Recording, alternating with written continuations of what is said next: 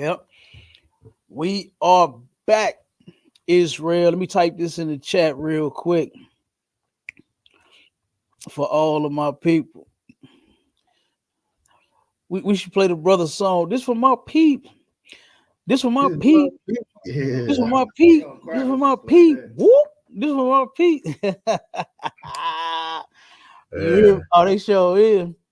Yeah, they might clip that. They gonna say, "Fuck the white man, fuck the white man, fuck them." They gonna Fuck 'em. clip They that. gonna clip that one. They gonna be like, oh no, turn it off. We can't say that about white people. Man, Right. we just hey, and look, we was just having a discussion. Man, these people on Clubhouse are absolute nuts. You know what I Right. mean? They crazy. Like we in a room with a bunch of brothers, right? And this is when I say that this society has beaten us down to powder, man. They done beat us down to powder. You know, real quick before let me start my little introduction. This is Sharpen the Sword Radio. You understand? I am the host. All right, Cap 10K the Goggle Bar up under Commanding General YAHANNA. And I got my right hands with me. You understand? Y'all see I said hands. You understand? Because it's more than one. All right, I got Officer Abana Zar in the building. Then we got Officer Maya Shala in the building. Then we got Trooper Halaka Ma. We in the building. All right. So now I'm gonna put the link in the chat for everybody for any questions, comments, you know what I mean? Whether you agree with us or not, okay, you can come up on the stage and we can have a discussion. Type it in, we'll answer it. All of that. So give me 1 second.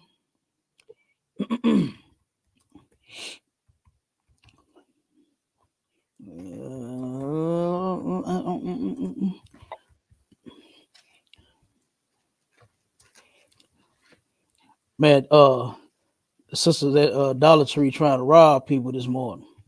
You Oh turn around, the God. sister telling people, "Oh, we can't give back no change. We ain't got no change." So I turned around, and you hear when you hear like exact change, a lot of times they not, saying that you must have the $1.25. You know, you could Right. have $2, $3, something like, and they can give you change like that. But they just saying mostly they don't have like big bills and stuff like that. So the sister turn around and go and say, "Oh, I can't give you change." I said, "Wait a minute, you got all that change in your you just flipped all the quarter. All I get is 64 cents. That's all, you know." And at the same time, I heard the manager telling her, "Don't say that." She down the aisle stocking. But she telling it the whole line. She got a whole big old line too. So the sister going back and forth about change and this and that. I said, "So you got a whole drawer full of change. What are you talking about?" "Oh yeah, the manager said," I said, "She just told you not to say that." You know what I mean? I'm like, "What are you doing? Get my change, lady." So turn around. I said, "No, you know what?" I said, "I'll do even better. I'll go get the change." So I go get the 36 cents out of my truck, come back. She handed me, she said, "It's 4 quarters, okay?" What the hell are you what are you doing? He just you just say you didn't have no change. I'm like, what in the hell is wrong? You know, maybe she didn't have her medicine this morning. I don't know what the fuck happened. You know? Hey, y'all know Dollar Tree, my little store. That's why I get that's where I get my little juice from. You know what I'm talking about? Yeah. I Yeah. get I get that juice from Dollar Tree. So that's what happened to me this morning. You know what I mean? I'm in Dollar Tree on Clubhouse going in, Hmm. and almost had to go in on the cashier over my 64 cents. So that was crazy. But anyway, but as we on Clubhouse talking, and the room is about white people disrespecting black people, calling them the N-word. That's the topic, right? And so I'm hearing a lot of brothers, they like, "Hey, I ain't having it." He said, "My mama taught me when I was," a matter of fact, I believe the brother said he was from Missouri. He's from St. Louis. He said, "Man," he said, "my mama told me any white person call you the N-word, she said you whoop his ass." That's what she said. And so I'm like, damn. So here we go. Now we got a white boy saying, "Well, if I was to call you the N-word, like what would you do?" I said, "Damn, you just heard it, but you get slapped in your mouth." Right. What do you want? What I mean, what else do you want from them? You know. So everybody was expecting for black men to say, "Oh, you know what? I'll just grin and bear it. I'll just turn the other cheek and all of this." You know. And so I flipped the whole table around the whole room. I was like, why aren't we focusing on the ones that's being disrespectful? You know, you have brothers. You had a black man there talking about, man, you got freedom of speech. No, you don't.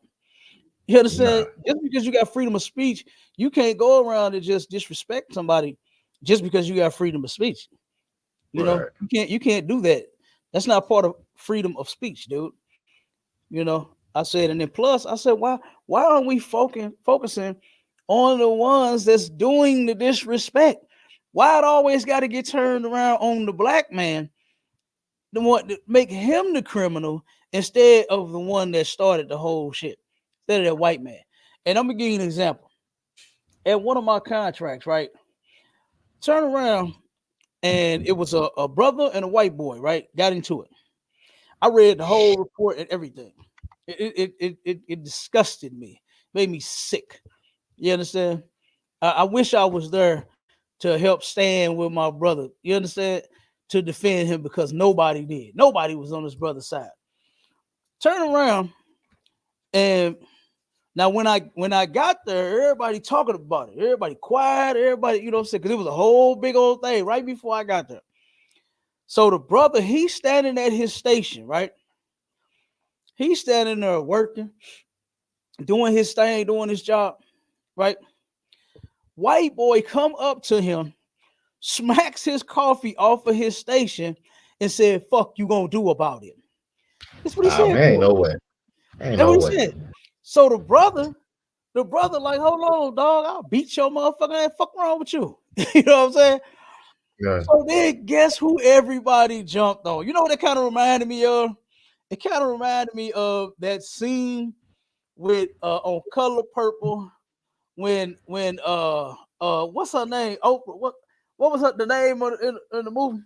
What was the name in the movie? The character. I can't think of what Not the name. silly. Silly. No, Silly. not see. No, not neither one of them. Oprah. It was her part, her role. Oh, Miss Sophia. That's who it is. Oh, Miss Uh, Sophia. It reminded me of that. When she driving Miss Daisy around, right? And she turned around and whatever. My shot, see if you can find that clip on the movie. let me Uh see. What is Sophia on Color Purple, Sophia knocks out white woman. Just type that in in YouTube and see if that pop up. And see if we can just play that clip. Common Because this, Con? because this thing, as I'm reading the report of what happened to this brother, that's immediately what it reminded me of. You know, and I couldn't help but to go back and start thinking about like what did our ancestors really like go through? Because I know they went through shit like this and worse. You know, so the brother, like I said, he turned around, he coming out, everybody attacking him. Everybody telling him to calm down. Everybody telling him he wrong. You understand? He got all these white folks in his damn face. Everybody from the office swarm out there into the warehouse and then or to the dock, and everybody going in on him, pointing fingers at him, yelling at him, saying he wrong, he this, he that. So he turned around and hollered. He said, "Man, look, I'll fuck all you crackers up." You understand? The brother just snapped. The brother snapped, right? So in this room that we was in today, they saying like the same thing that the report was saying. They saying the same thing that all of the Christian men on the job was saying. They saying that the brother was wrong for him being attacked. He's Lock under it, sir. attack. Go ahead. I got one is where she hit the guy. She hit the guy on the thing when she slapped when the Yeah, and I oppressor think they man knocked slapped out. him. Yeah, he Yeah, knocked. yeah. Yeah. Play it, All play right, it. all right, all right, here we go. I think when she knocked him out, and then Yeah, everybody come on. swarmed. Yeah, come on, play that. All right, here we go.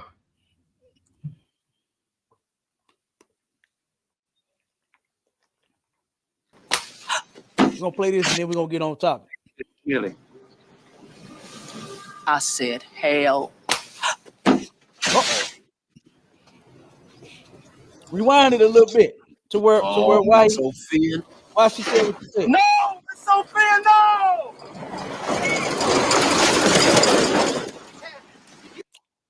You want to go back to where, sir? Just a little bit to where he approached her. Just a little more. All right. Why he even, because she talking to the white woman. She said something to, what's her name? Miss Lily, whatever her name is. She said something to her. What you say? And then he come and jump in, you know what I'm saying, trying to defend the white woman. All right, I think we back far enough. Hold on, let me see. All right, cut. Hey, get you pumped that crude a little faster. Right, they try to hurry him get out of it. Nah, go back. What did she say? Yeah, what did she say? No. Be my maid. There you go. You want to be my maid? There you go. Come on back. Go back a little more. Come on. Quit playing with me. Miss Millie always going on over the cup. There you go. Your children are so clean. Would you like to work for me? Be my maid? You want to be my maid? Hell no. What did you say? Hell no. What did she say? Hey, get you pumped that crude a little faster.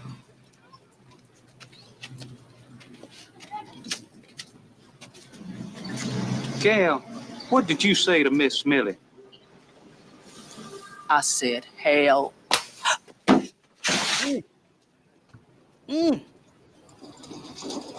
Oh, Miss Sophia. No, Miss Sophia, no!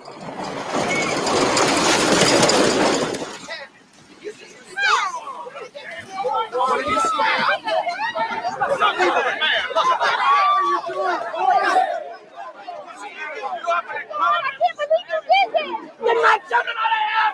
Take them out! Get my children home!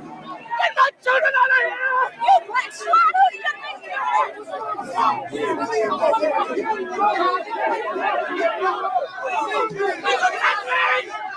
alone! Touch me!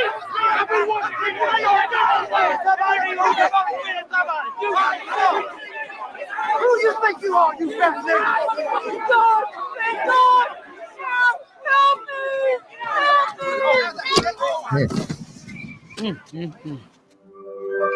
Now, that right there is what I thought of as I'm reading this report. As I'm reading how everybody from the office ran out, and this will be even before I got now at this contract. I'm cool with the brothers that's the supervisor, so he gave me the whole story. And it was another brother here, Christian, and he used to jump on our calls a lot. You know what I'm saying? And he used to get in our discussions. But I'm gonna tell you what happened with me and him. Me and him had a discussion too. Me and him and a white boy. So when they was telling me what happened, they described it just like what I envisioned. Was this scene right here? Is when she did something against that white woman, all them white people start coming and attacking her. You understand? And then there it go. All right. So that's what happened with the brother.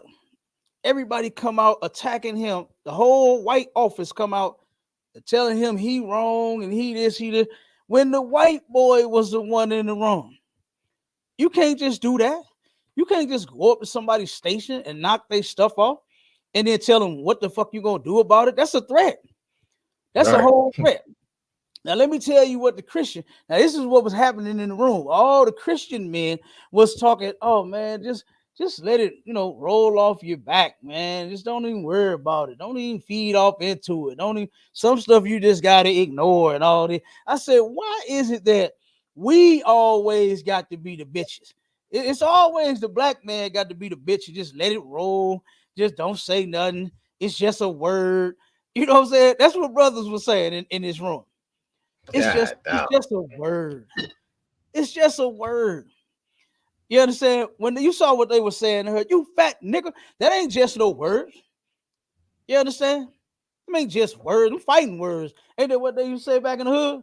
Them fighting words. You can't say certain things. You know? Right. certain things you're going to cause me to defend myself. You can't just say certain things to people, you know. And so me and the Christian brother, when I turned around and came in, this was the next day, right? Him and a white boy, me and him talking first, right? Then one of the white truck drivers come in. It's just me and him in the break room. Me and him, we sitting there talking about the incident. I'm like, yeah, man, I read the whole report. You know what I'm saying? And he was like, yeah, that was crazy, man. I can't believe that happened and this and that and blah, blah, blah. So we going in on it. White boy come in. I be quiet because I'm trying to keep them out of our business, right? It's just it's a black thing. He wouldn't understand, right? So I'm leaving it alone for a second. White boy said, hey, what's going on, man? What you guys talking about? A lot of white boy come in. And we talking about what was his name? I want to say his name was Antoine. If I'm mistaken, I think his brother's name was Antoine. You know, we talking about what happened with Antoine and Bob yesterday and this and that. And he's like, oh man, yeah, that was fucked up, man, and this and that. This the white boy, right? So the brother, he started going in and he said, yeah, man, you know, Antoine, you know, he on house arrest and all this and that. I said, whoa, man. I said, what that got to do with anything, dude? Oh, I'm just saying, man, you know, I said, why you making him the criminal when he the one that got attacked? He the one that got threatened. The brother don't matter what the fuck his criminal past got to do with nothing. It has absolutely nothing to do with anything, you know? And they always do that, man. Christians always do that. They make the black man wrong in every fucking scenario. They can't help themselves. It's always us that got to be the bigger person. Fuck that, I am the bigger person. Knock your motherfucking head off. You understand? Right. I'm the bigger person. Now, my thing is this, right?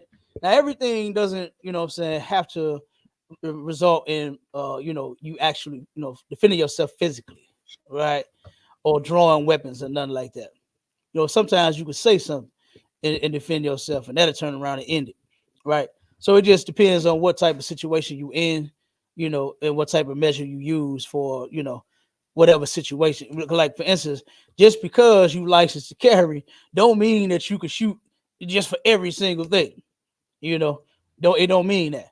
So it's certain levels of force that you can use depending on what type of danger you in, right? So me and him, we going back and forth. Me and him arguing, right? So the white man's turned around and he says, oh, come on, man. Not over no coffee, man. Not over no coffee, man. This is what he said. So I stopped arguing with the brother. I asked the white man. I said, would you have let somebody do you like that? He said, oh, hell no. I said, see what I'm saying? You see what I'm saying? I said, this white man is standing here telling you, you would not have knocked his Folgers off his goddamn station. You would not have knocked his goddamn cup of Folgers on the ground. You would not have done that to him. But then he telling us, oh, not over no coffee, man. Not over no coffee. It's just $1.25, man. I'll buy you another one. You understand? That's how he talking about it when it come to us. That's how we supposed to be about it. But him, oh, hell no. Hell no, he wouldn't have let no. The best part of waking up is Folgers in your cup. You understand? So I be damn, the white man, he sung his ass off on that commercial. And so he meant that coffee. He meant what he said about that coffee. And he is not gonna let you knock it on the ground, man. He is not. So my thing is, why do we, you understand, have to turn around and bend and flex and do all the, why we got to be a little bitch when it comes to these people, man? You know, I get tired of that. If you have a situation and you are forced to defend yourself, do it, man. There's nothing wrong with defending yourself. You can do that. Now, do we turn around and promote violence? No, we ain't just saying go around beating up people, punching people, spitting on people, doing all that. That's not what we promote. But we damn sure ain't promoting bitch assness. You understand? Not up in here. Right. You see the slogans everywhere. No cowards. You understand? I wish I could turn around because it's on the back of my shirt. No cowards in the ISUPK. All right, no cowards. So look, when you walking up on me, you see, hey, this nigga ain't no coward. I better try this with somebody else, not these guys, not these guys. You know, so that right there. I said, man, we in 2024, and we still that's how we been for these people for the longest, man, and it's gotten us nowhere. We've been, I also don't want no trouble. We've been doing that since forever. Mhm. And then now you can't even defend yourself when somebody come and assault you. She can't tell this white woman, hell no, nah, to be your maid, hell no. Nah. You understand? We talk about the brother said that white people, now this is what he said about white people, that they have the freedom of speech. Man, it's freedom of speech, man. People can say what they want. No, you can't. All right. No, you can't. You see that black woman couldn't say what she wanted in that movie. All she responded was hell no to the white woman. And Right. everybody said, what did she say Right. to a white woman? What did that black woman say to Miss Lily? You understand? Like, it's crazy, man. Yeah. It is insane. But that's how we are still to this day in this country. We sitting here acting like a bunch of cowards, man, a bunch of scared slaves. You know, It's a lot. It's a lot here, sir. come on with it. How that lady came up to Sophia was crazy, because that's like, how you just gonna ask somebody, do you want to be my maid? That's like that's like saying, do you walk up to somebody, hey, do you want to be my slave? Yeah, like she was supposed to say, that's it. yeah, ma'am, I do want to be your maid. Right. Like, man, please get out of here. Right. I should do. I sure as will. I was a cooker. I was Right. clean. I was to do everything. You can count on me. You understand? That's how she was supposed to respond. And look, all because she came up on her and saw her kids and was trying to hug and kiss on them, and oh, they're so beautiful. Oh, touching the hair and doing all that like they some type of zoo animal. You know what I'm saying? Right. And she liked it so much. Oh, would you like to be my slave? Like, what? Right. Lost your hey, look, I said, hey, my mama almost snapped on a white woman in the grocery store, boy, when we was little. Turn around when my little brother was born, right? Turn around, this white woman come out of nowhere doing the same shit. Oh my God, she is so beautiful. She said, this is a boy. Hell wrong with you. She said, oh my God, and reached in. She said, don't touch my baby. You understand? She said, don't touch my baby. Try to touch my little brother. My mom wouldn't have that. You understand? No. So don't touch my baby, lady. Fuck wrong with you? Your hands to yourself. You understand? My mama wasn't going for it. She was the same way. You understand? The hell no. Right. And guess what? Guess what we should be like today? Hell no. Hell you understand? We're gonna be in they slave. Hell no. Yeah. Not at all, man. I got freedom of speech to call you a cracker and a peckerwood. You better get out of my damn face. I mean, since you want to put it like that, then we got freedom of speech. You know what I'm saying? But it's crazy. It's crazy how these Christians that was in this room, you know what I'm saying, still had like no. I said, what about the people that started? Because the scenario was a white person come and call you the N-word. And what would you do in return? You understand? And it's all this, we supposed to just stand there and take it. From the black people. That's crazy. From the black people in the room. You understand? They making up all types of things, talking about we just supposed to, grin and bear it. We just supposed to let it roll off our back. We should have tougher skin. I said, again, why aren't we addressing the person who initiates the whole incident? Why isn't he wrong? Why is it that he get to call you whatever he wants, but then when you defend yourself, then now you wrong. Now you should just let it go. You should just calm down. And then he said, you're not defending yourself against words. Yes, you are. Yes, you are. Because certain things you just can't say to people. It's considered as a threat. you can say something and take it as a threat, and it can be a threat. You know, that white boy telling that brother when he smacked his coffee off the table, the station, and asked him what the fuck was he gonna do about it. That's a threat. That was a threat. You understand? Because why are you smacking my coffee up? What's wrong with you? Like, these people have no self-control. And these Christians, man, they are the weakest ever. To where they won't even address them even when they're wrong. It's just let it go, man. Just don't even worry about it. It's just a word. Like, that was crazy to me, y'all. That was crazy. All right. Let's go on and I just had to get that off, man, because that was part 2 of my morning. You know, first the lady at my favorite store, Dollar Tree, tried not to give me my 64 cents. And then that on Clubhouse. Boy, that's why. All right. So let's go to this video, man, because this is part 2 of the divorce edition, man. And I really hate to hear any of our people getting divorced, man. It's sad, you know, because of all things, you know, we actually need each other, right? And to hear a sister, especially this one, especially this case right here, because so far, you know, Judge Mathis has a decent reputation on TV. You know what I'm saying? He was funny as hell. He used to kill me, but you're a crackhead. You're a crackhead. I know a crackhead when I see one.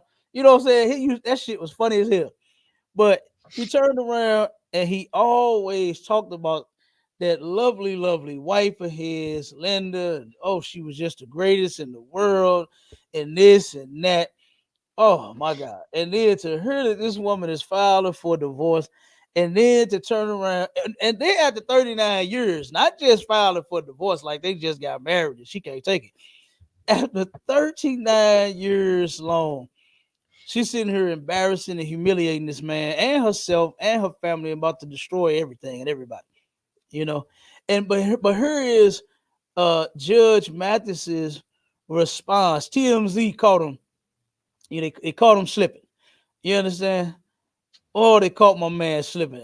Boy, I hated watching this, man. You know, but let's watch it though. Hey, Judge Mathis, how are you today, man? I'm good. How you doing? I'm doing all right. I want to ask. I'm not good. Rather, it's the worst days of my life. How about that? Okay, well, I'm sorry to hear that. I wanted to ask you, with news of the separation, how are you holding up? I'm not holding up very well. I would say the other man, maybe I'll be an example for other men, cautionary tale. Don't neglect your wife. See how many at the airport now, flying out, as I have for 40 or for 25 years. My wife has been third, serving the community, taping my show, having fun with friends. That's what happens, guys. Never be too busy or never have too much fun beyond your wife. So I do want to ask, the date of separation is listed back to July 17th. Mm-hmm. Has this been coming for some time now, or was it something out the blue? Well, ever since we started taping here in LA, I committed to staying home more and making my wife more of a priority. But as you see, I haven't. I'm still here on the road doing the same thing. And in terms of going out into another city. But I was gone for 3 weeks. That's what July 17th meant. Would you say you two are in a good place right now, or able to maintain a friendship? Or oh yeah, we're still in the same house and we're maintaining a friendship. And I'm trying to get my wife back. I have to show her that though. Mm-hmm. Hopefully I can show her while we're there together before, and hopefully she doesn't complete the process. But I'm changing in hopes that she will. I'm gonna get my wife back. How about that? Absolutely. I just wanted to eliminate all the rumors too, that it's something about a baby or even me molesting a child. It's none of that. I've just told you what it is. There were also, kind of some rumors of any infidelity. Did you want to clear that up at all? You say it's solely neglect. Well, neglect can create suspicion, certainly. And if you're gone as much as I am, you have every right to suspect. You know, you go to work, you go serve in the community around the country, then you go with your guys to sporting events around the country. You go to other events, except without your wife hanging with you and enjoying herself with you. And so, yeah, she would have a right to suspect infidelity. But there was none of that going on. That's not the purpose. That's not the reason for this. Damn, man. Judge Mathis, my man, boy, that Christian woman of his is wearing him out, boy. Yeah. Oh, she is wearing his ass out. Damn, he said this is the worst time of my life. Damn, man. Judge Mathis, my uncle, man. I'm feeling sorry for my uncle right now. No, I'm just kidding. He ain't my uncle, man, Uncle Judge Joe. Oh, hey, man. that Christian woman is giving him the business, boy. You know, talking about I put my wife third. You don't have fun beyond your wife, man. Like whatever happened to those days where women knew that they man had other women? Women knew that they men had friends and they would like to watch the game or go over their buddy's house and all of that. What happened to them days, man? What happened to them days where women was understanding of this kind of stuff to where they knew it and they didn't turn around and destroy their family and humiliate their husband? You know what I'm saying? Destroy the kids all because of they selfish. Oh, my feelings is hurt. You know, I mean, the man he a celebrity. He famous.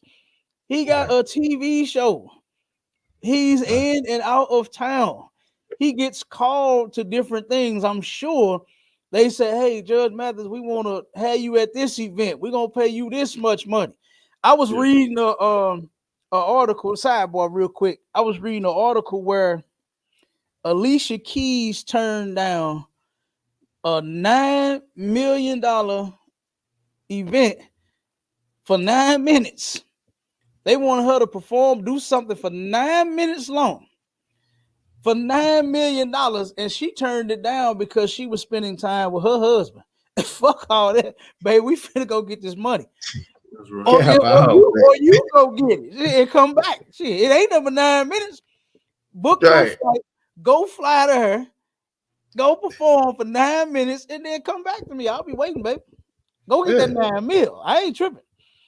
You understand? But look, the point I'm making is this. But that was her choice to do that. You understand? So I ain't saying nothing about it. It must be lovely to be able to turn down chunks of money. You understand? For whatever the reason, you know. So, and as long as it wasn't nothing immoral, I ain't turning it down. I'm going to go get it. But I'm saying stuff like that. These celebrities get called to different places, you know, and they're wanted here, they're wanted there. You know, hey, or their manager might be, you know, on the internet booking them for certain things. And, hey, Judge Mathis wants to be there. You know, how much can you pay him for coming? You know, just to speak or whatever at your function or your charity, whatever it is, right? They'll say, "Oh, okay, shit, we'll give him $500,000. I know he ain't finna miss that. I know he ain't finna skip out on that money. You can go with him. You understand? You can have a friend or a sister or something that you can hang with somebody like that. You ain't gotta, you know, because I don't see the woman. You know, I've seen her a couple of times. She doesn't like appear like to be just this whore. You know what I'm saying?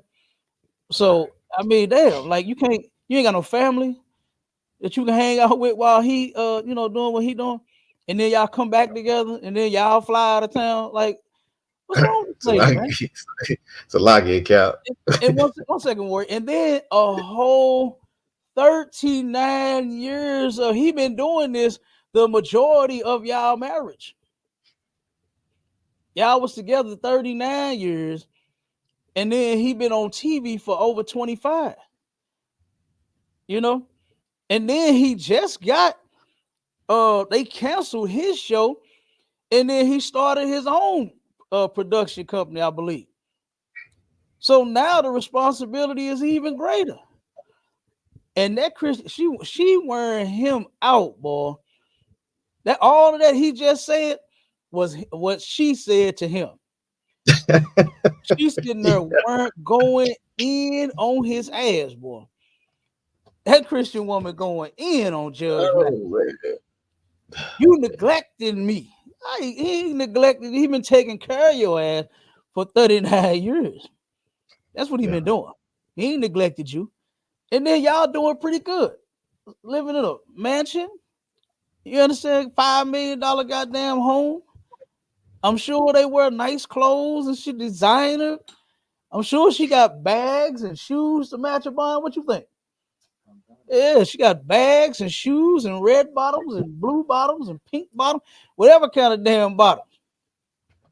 You know, jewelry or some more shit. But then now that this man is famous and gets called to go here and there, now you want to divorce him. You understand? Go ahead, Mike Shaw. Come on, sir. And that's a crazy thing to want to divorce a man over 39 years. That's crazy to me. But it's that damn Christian church. They burning that sage. They reading them zodiac signs. And then the one thing that's killing them, man, with these Christians is really killing these brothers with, man, is this love language crap cap. I ain't heard of that to later. That love language is killing them. So look, they got 5 love languages, man. These women want you to get out here and make all the money. They want you to make all the money, work hard, fix everything around the house, cut the grass, fix the plumbing, pay the bills. You know what I'm saying? And they don't even want to cook, but they got the love language. Number 1 is words of affirmation. You got to tell them nice things. Baby, I'm so proud of you. Great job, baby. Look. Acts of service. Hey, hold on 1 second. On that first one, hey, you got to do that, man. Women are like children. You have to do it. When you turn around and that 2-year-old get to do something, they finally take their first steps, and you got to do them like that. You got to tell them, damn, baby, that chicken was good. Smack on that big old booty of her. You understand? That's just how they are. They like children, man. You have to do that.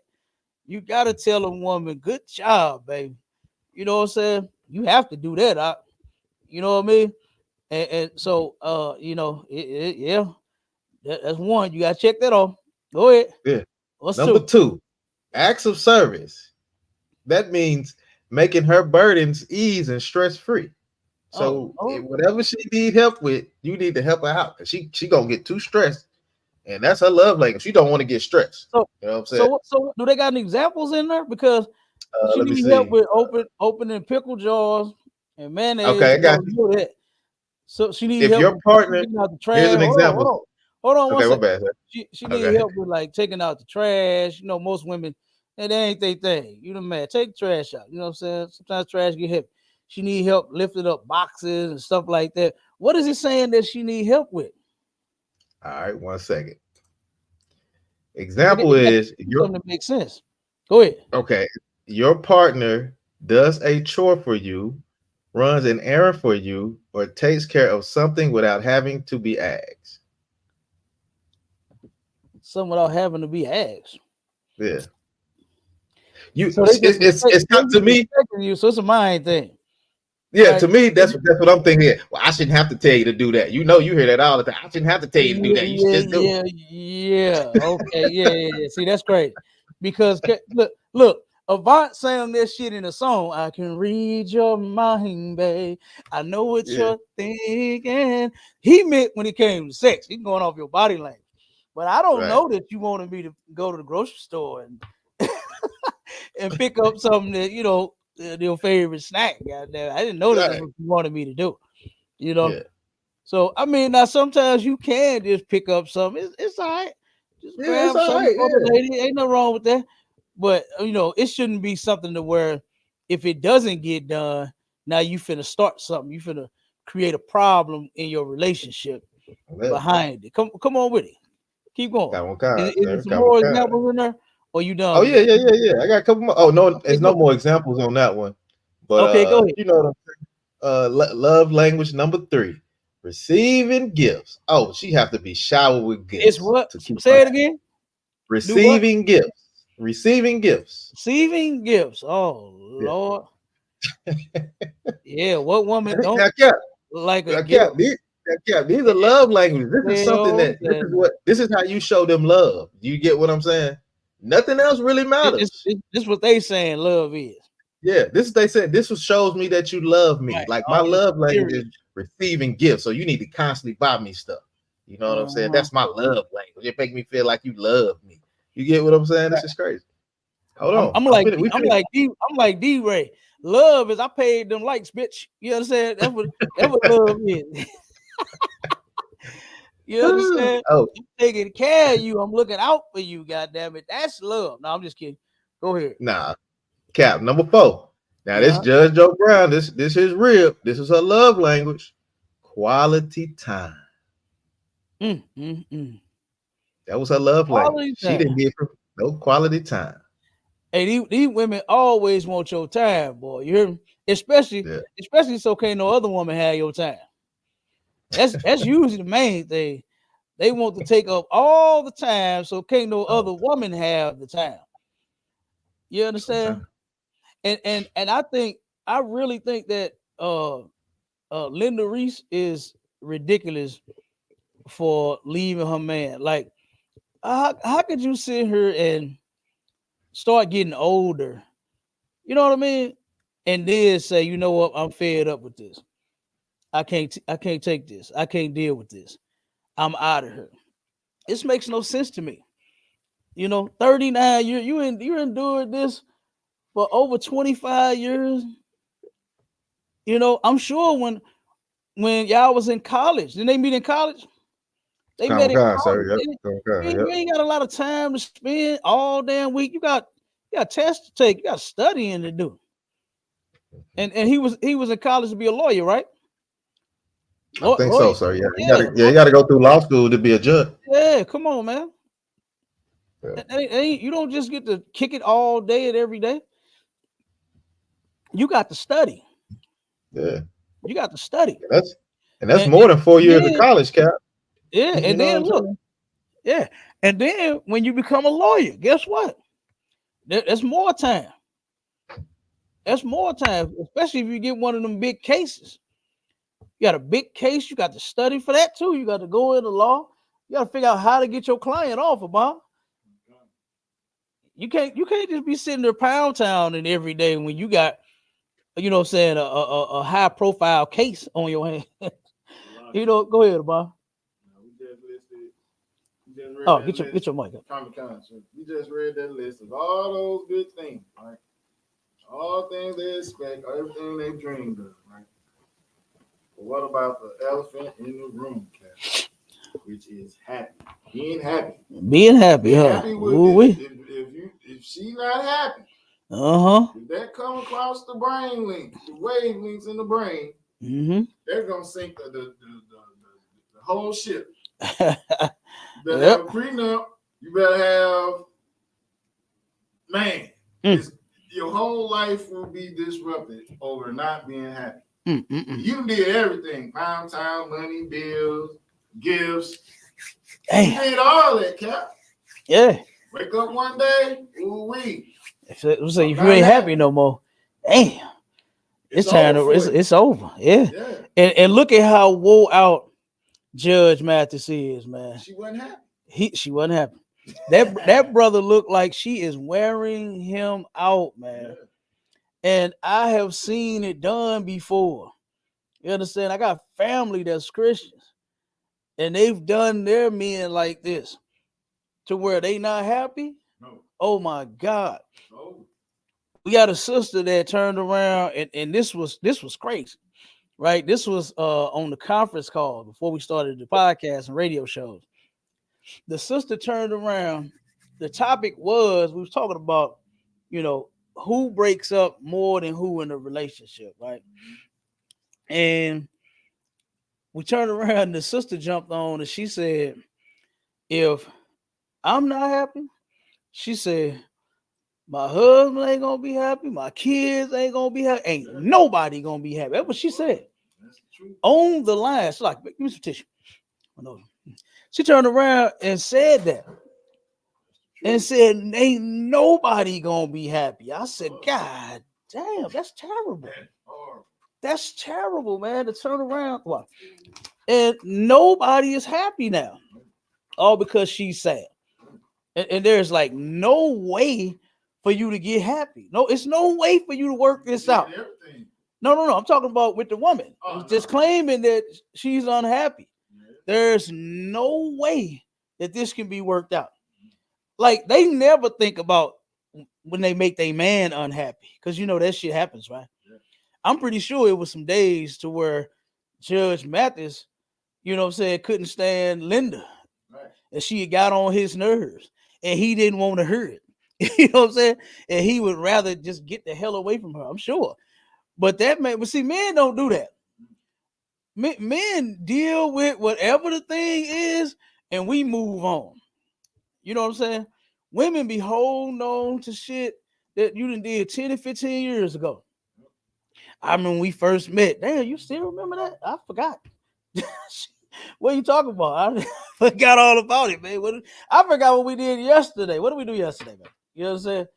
Like, remind me, what did we do? Come on, boy. She gonna dare you to bring that fast.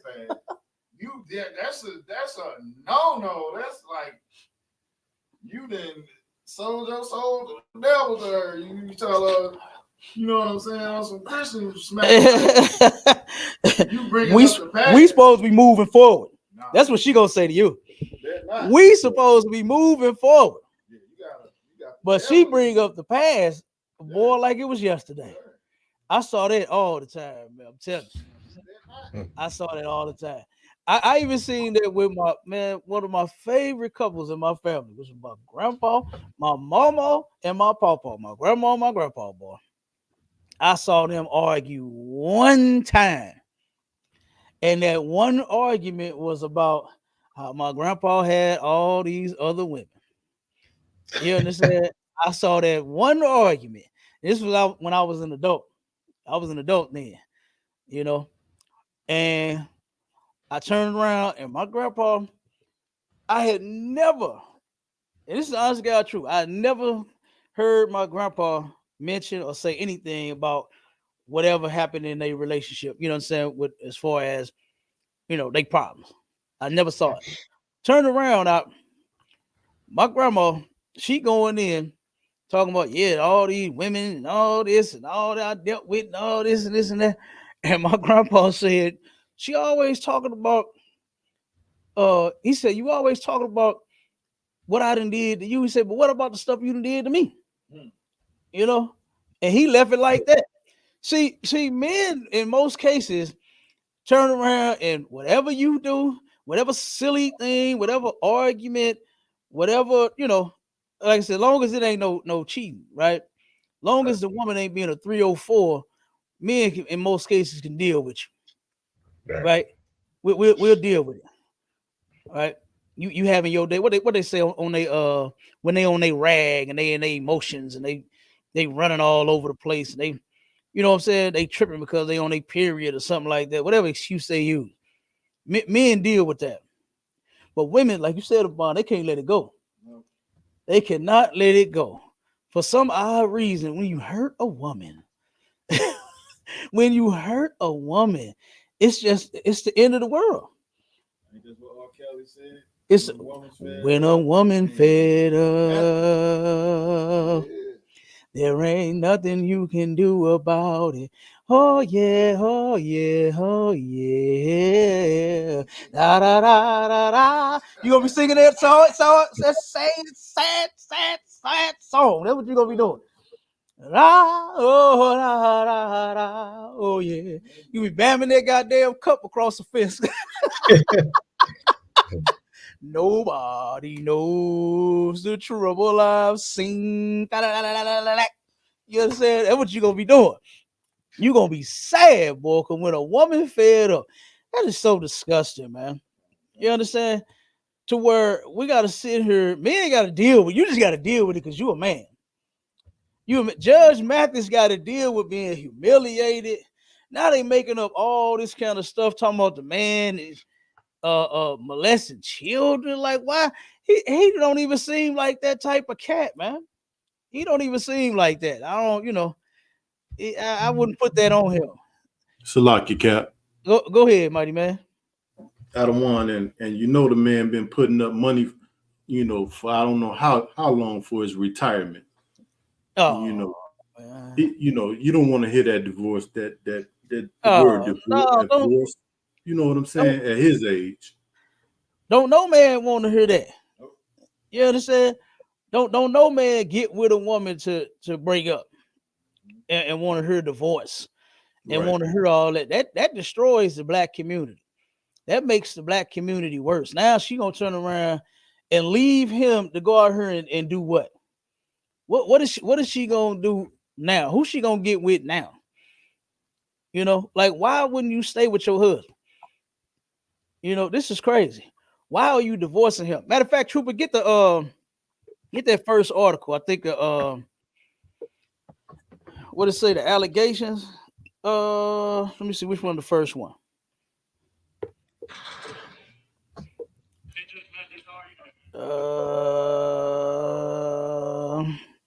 No, the serve with the papers. Get that order. Come on, sir. And let's read Salaki, that. sir. Go ahead, Salaki, sir. Come on with before you get going on that. I know you saw that. I know you saw that one with Tyrese. You know his wife left him, took everything from him. You know what I'm saying? And he crying. He on TV crying like a baby, man. He's still crying, bro. Crying like a baby. He's when still before crying. Look, 50 Cent told him do not marry her. She gonna take you for what you got. She tried to get him. Oh, this? Yeah, he went on and married her, and end up leaving him, taking everything he got. Damn. You know what I'm saying? And he on TV crying and telling men should cry more. No, nigga, no. No, nigga. You cry, nigga. Hey, what Tyrese say? All the many days you on my mind. Did you love me with you all the time? Hey, he told 50 Cent he didn't care. He didn't care. He was in love. He didn't care. He thought he was in love, man. He thought he was in love. You know, and you know you know what's so crazy though? Real quick, and I'll let you rock. What's so crazy is that our people out here in the world do not understand what they are doing. They just do not. You understand? We got the baddest marriage counselor in the entire planet Earth, man. That's right. You understand? Right. Commanding General YAHANNA is amazing, and General Hyman is amazing. You understand? Those men are amazing. You understand? And if you really want to be a wife, if you really want to be a husband, if you really want to improve, you understand, in your relationship and your status or whatever the hell, say you are single, you only have one, and say you want to be one.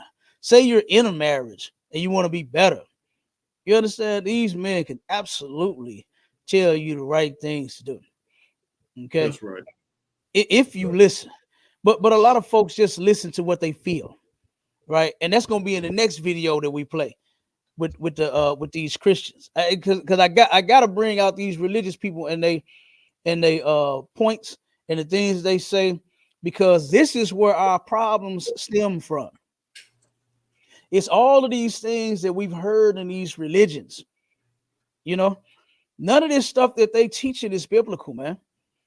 You know, everything is feeling based. Everything is, well, I feel this, I feel that. You know, that's crazy, man. What about what Judge Mathis feels? Right. Is Linda taking that into consideration? Look at how he's feeling. This brother is sad that he's about to lose his wife. And we're not supposed to be divorcing no way. Right. She's supposed to be a Christian follower of Jesus Christ. Judge Mathis is supposed to be a Christian, a follower of Jesus Christ. These two people that we're gonna bring on, Tabitha and Chad Brown, they followers of Jesus Christ. And so far, the only one that's in compliance is Judge Mathis, because he wasn't talking about divorcing his wife. Right. He didn't say he was gonna divorce his woman. he always on all of his show, even when she was there in the studio, I done seen her several times. He pointed her out. You know, he done pointed her out several times and had nothing but something good to say. I'm sure they had problems. I'm sure that every relationship does. That shit that you said about happiness, that's all that's on the minds of a lot of sisters when it comes to being married. It's them being happy. And there's nothing that just functions on one emotion. Even your job, you could love your goddamn job, but some days they can take their job and they can shove it. You understand? Right. That's right. You can love your goddamn kids, but someday, boy, I'll whoop your ass. You don't get in your room. You understand? Like, come on, man. It's not no one emotion happiness to nothing in life. You might like your car. What you call it? Your whip. What you got a nickname for? Betty. What you call it? You understand? Look at the bar. He thinking about them 22s and shit. He got on all his cars. He just start doing like this. Yeah. You understand? Rubbing his hands and shit. He thinking about all the sweet names he can call his vehicle. But some days you're like, God damn, this thing need an alternator. You know, damn, my car wouldn't start. Need an oil change. Damn. You know what I'm saying? Like, always, yeah, you hear me? Tires going flat. 3 times at one time. Look at him. 3 of his 22s at one time needing air. You understand? Like, damn. Like, nothing is just happiness, man. And that's from our women being like children. That's all children want to be is happy. That's all children want is their way. That's all they want. It's what they want. A baby cries when it's time for a bottle. That's all that baby knows, is that they want that bottle. That baby cries when it's soaking or soiled. You understand? It's time to get changed. That's all the baby knows. And that's what women are like. Why? Because in this society, they haven't been taught the truth, man. They haven't been taught that, guess what? Your man is subject to have another woman. That's the truth. Let's just keep it real. Ain't that what y'all say out there? Keep it 100. Let's keep it 100. Your man, and guess what? Judge Mathis, even if he had another woman, so what? He's not wrong for doing that. He's not wrong. It's not unlawful. If he did have an outside baby, he's not wrong for doing that. This has been going on since the beginning of goddamn time. And a lot of sisters, they are trying to erase and correct time. You're not going to do that. You're not going to do it. Men just are not going to stop being with other women because you crying about it. It's not going to happen. So you need to keep it 100 with yourself. You need to keep it 100, man. Our sisters have been raised wrong here. And our brothers have been raised wrong here in this society. We can admit to that as well. You know? So we got all our faults. So what we need to do is drop all of the filth that we learn from this world and come and learn the truth so that you can learn how to keep a relationship, not just 39 years long. I wouldn't want to say that I was with somebody for 39 years and then we broke up. I would not want to say that, man. Like, we got something that we could talk about. Like, damn, baby, remember when we met? And be like, damn, remember when we did this? And we'd have been together 20 years. And remember this, look at what we done went through. I talked to a lot of older people that have been together as long as Judge Mathis has. I was using my own grandmother, for instance. They were together until they died. My grandmother, like I said, she didn't like the fact that Papa had all them damn women, but she didn't destroy her family. She didn't break up. She didn't leave him. She didn't try to take serve him with some papers and try to take half of what they built together. Right. She stayed with what they built. They stayed together forever. That's how it's supposed to be. That's more honorable than you getting in your feelings talking about, well, he said that he was going to slow down and he wasn't going to be working so much and we was going to spend time and we was going to fly out and we was going to vacation and we was going to live our old ass lives. It's not the time yet. It's not the time, obviously, because now, since he lost his show, he had to start his own. Because I remember he said that. I saw the clip when he turned around and he said, yeah, they are. Matter of fact, Mathis, y'all see if you can find that for me. Find that clip of Judge Mathis saying that, yeah, they didn't cancel my show, but we're going to start our own. See if you can find that clip. I saw him when he said that. Sir. So guess what? And here's something that a lot of people don't understand about owning your own business. When you own your own business, the responsibility increases. That's right. You understand? It ain't just, oh, you know what? I'm just making all this money. I own my own business. I'm good. I'm just a stay-at-home man now. I just, check my stocks online. It ain't like that. It's not like that, man. You got to build that shit up. Yeah. And it may take a while before you hire people and have a staff and, have it functioning, understand it to where you don't have to do much work. So like I said, it's just different levels, man. But this is insane. I think that this is insane for this woman to divorce him like this. You understand? Go ahead, Trooper, read that article. Common sir. Judge Mathis's estranged wife serves him divorce papers at $5 million LA mansion. So they got a whole big old $5 million mansion, boy. A $5 million mansion. And this woman is ready to leave that. Right. Over, because so far, Judge Mathis is just saying that it's because of his schedule, his work schedule. Him flying out and him hanging with his partners. What was that? What was that song that Tupac said? You can run the streets with your thugs. I'll be waiting for you. Yeah. At one point, sisters used to be waiting for their man. They knew they was out there playing basketball with their partners. Right. They knew they was out there drinking with their buddies. They knew they was out there shooting pool. They knew they was doing whatever. They was chilling with their partners. They didn't turn around and leave them men because of that. They found them something to do. Right. My grandma, she used to shop a lot. Lord have mercy. You remember what was it, Avon? Boy, hey, every weekend when I went over my grandma and my grandpa's house, was a new box from Avon in that mug. You understand? You remember Grandpa Pigeons? Lord have mercy. Soon as I got there, come on, baby, let's go. We going to Grandpa Pigeons. All of that, boy. Go ahead, I don't want that Avon and that Mary Kay, sir. Hey, come on, all of that, man. My family used to sell that stuff and everything, And I'm telling you, my grandma was always going somewhere. She was doing for us. She found her something to do with her time. Now, did she like the fact that my grandpa had all them other women? No. But like I said, she didn't turn around and break up with him because of it. She didn't leave him because of it.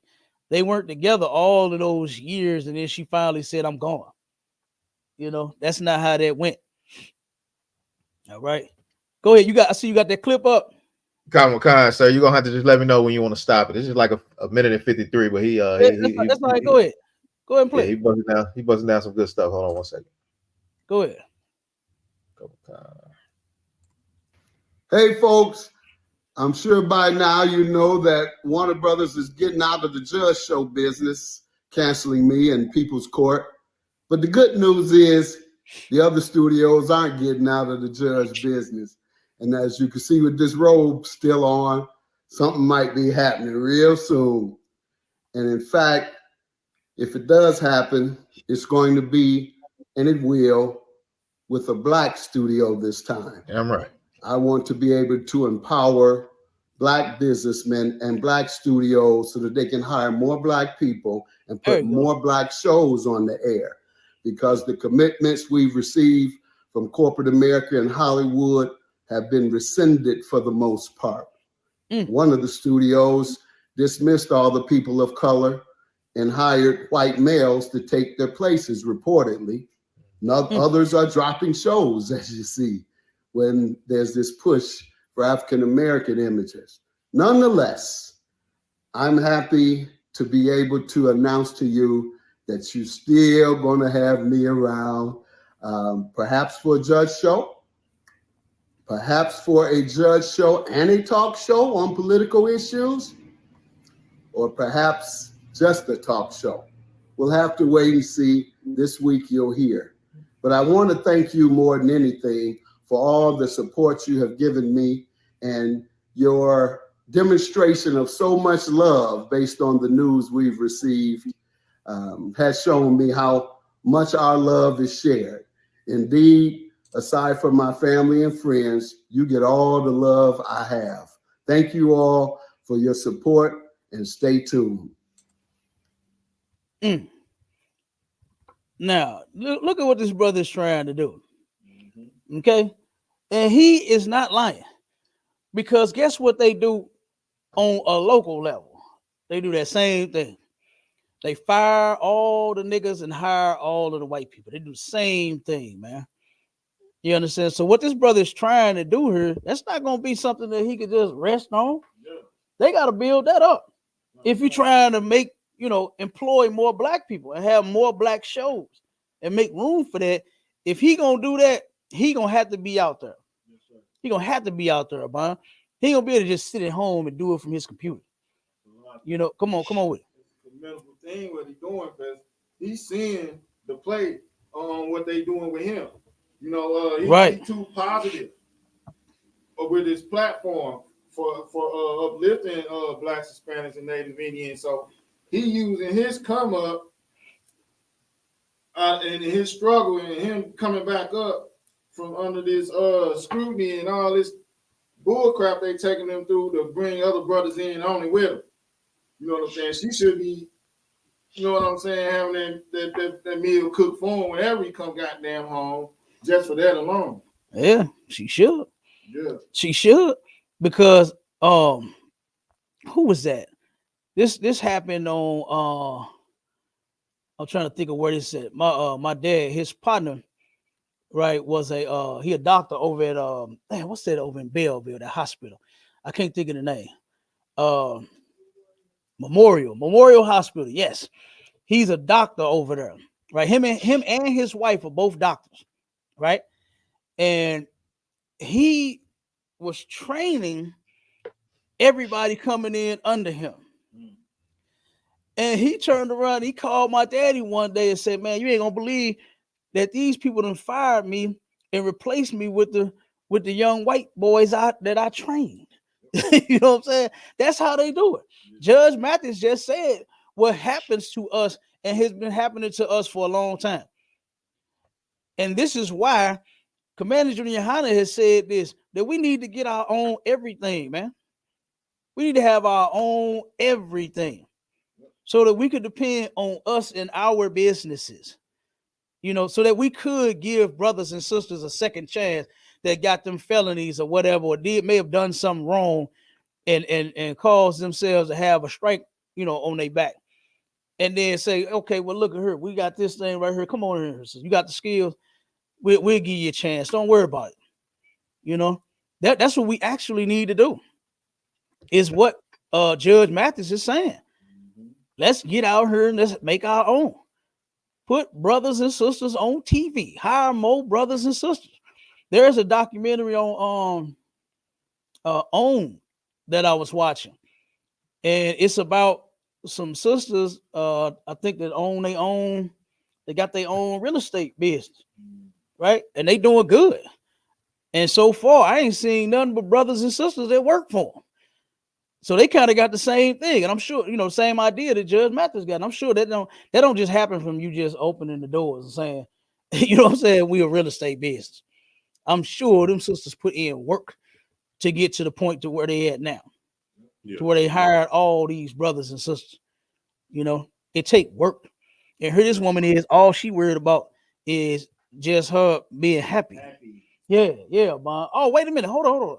Did we do number 5, mashallah? Sir. Oh, come on with it, Salak, y'all. Number 5 was physical touch. You know what I'm saying? Touch. Well, ain't nothing wrong with that. Ain't nothing wrong with that, right? Ain't nothing wrong with that. What did Mariah Carey say? Touch my body. You understand? Yeah. Ain't nothing wrong with that. I like that. Ain't nothing wrong with that. I like that one. Look at the body. Go ahead. Yeah. Touch. Yeah, girl. But Cap, on the whole on the whole Judge Master thing, though, man, the crazy thing about that is, if this woman was truly, really, really wanting to spend time, he wasn't spending quality time with her as she wanted. It's easy for her to just fly out there with him and spend time with him on his downtime. You mean to tell him he got to fly all the way back home to spend time with you? You know what I'm saying? You can fly wherever he is, y'all can have a blast. You know what I'm saying? Yeah. To me, it seems like it's something else to that, though. You know what I'm saying? She want to just get out and so she can go be probably a 3. I ain't gonna say she's that, but she probably wants something new. You know what I'm saying? Ain't no telling. Yeah, ain't no telling. So but I mean, we gonna get to the root of it. You know what I mean? In his next video, we're gonna bring that out. Go ahead, man.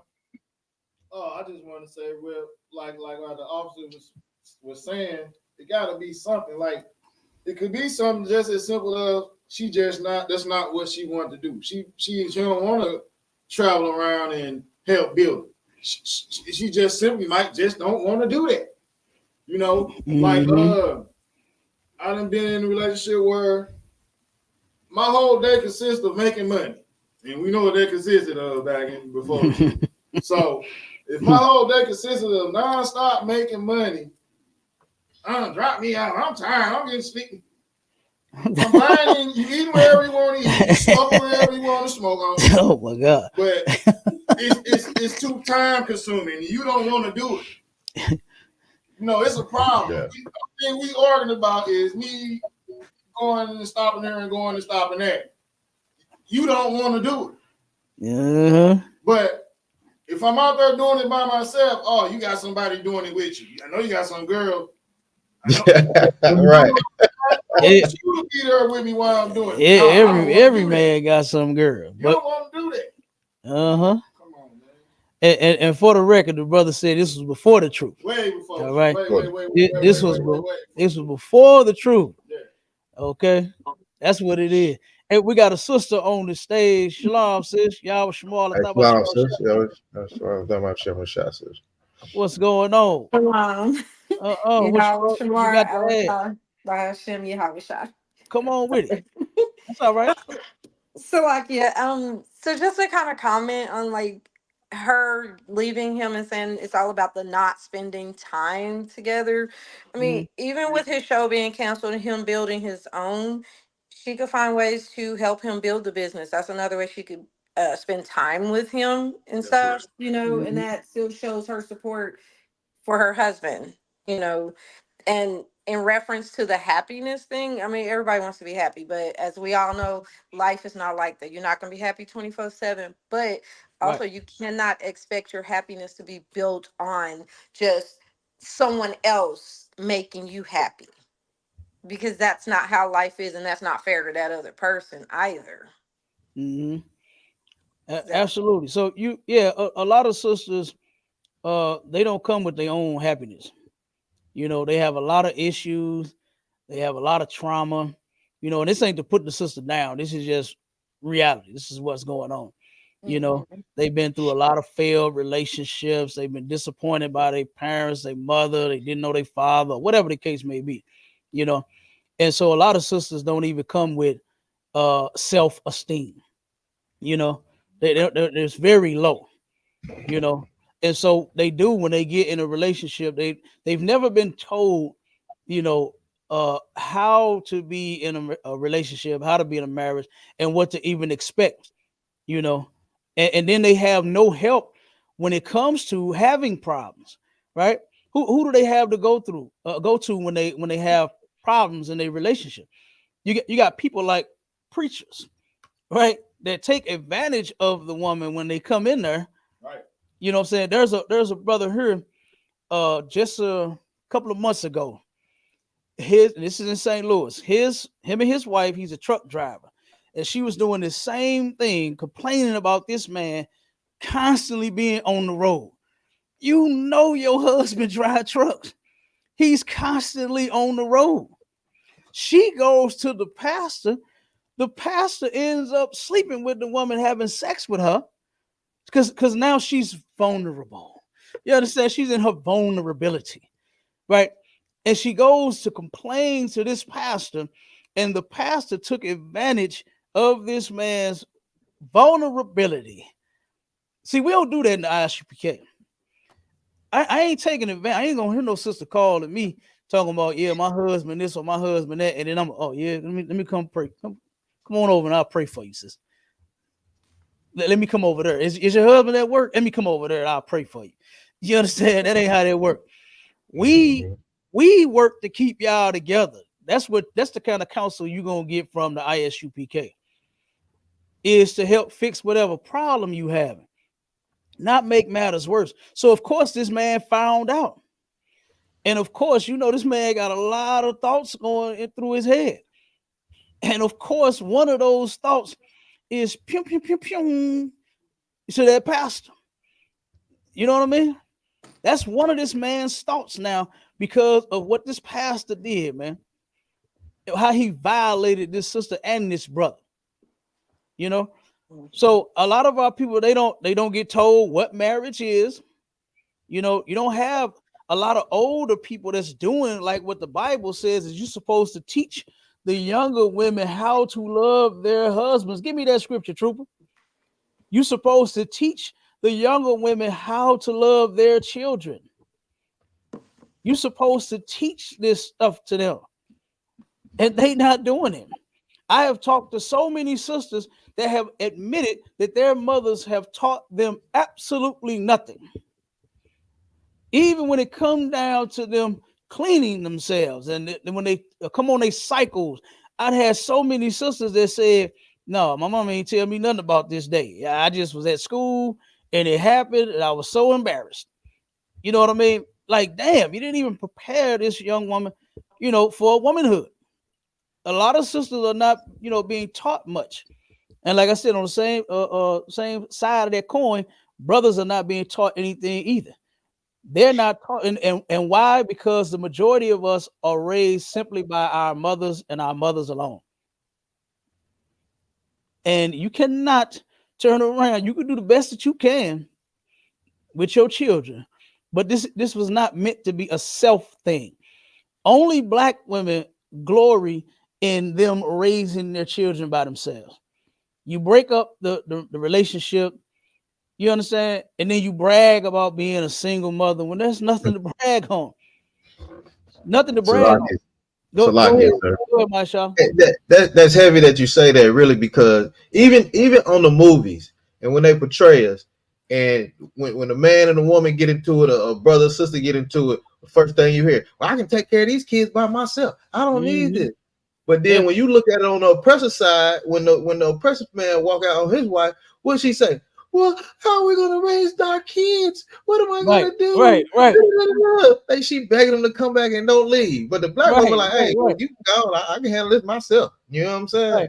Yeah, my sister can do this. I'll be like, come on, man. What about little Billy? How's little Billy gonna feel? You understand? Right. He needs his father. You right, Op. That's exactly how they do it. Because our people, guess what? They've been destroyed.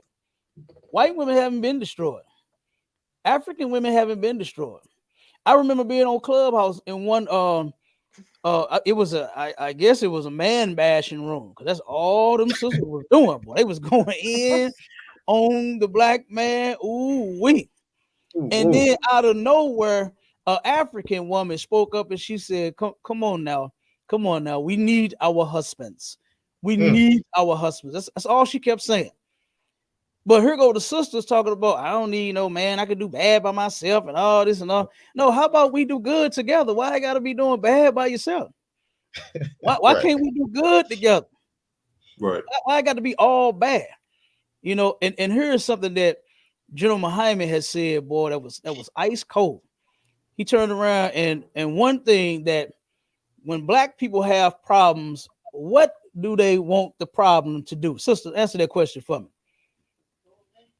Go away. Absolutely. They just want the problem to go away.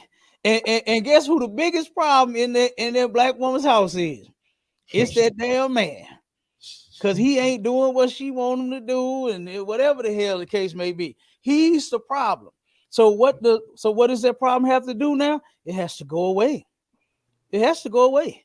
And this is why they turn around and start getting rid of their men, and then they man and then go get another man.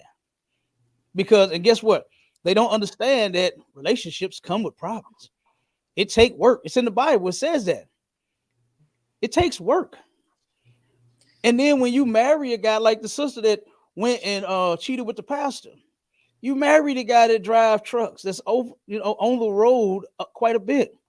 You knew this, and you thought you could handle it, but then now he has to suffer, all because you couldn't take his schedule, his work schedule. This is insane. When this man is doing whatever he can, from as far as what I heard about the brother, he's a decent guy, working to take care of his family. That's what he does. That's what he wanted to do in life, was drive trucks. So he went and got that CDL, and now he's doing that to support his family. But then turn around and he gets cheated on about, all because of his schedule. Yeah, which is sick and disgusting. And that's what these religious people do, because they don't care nothing about nobody but themselves.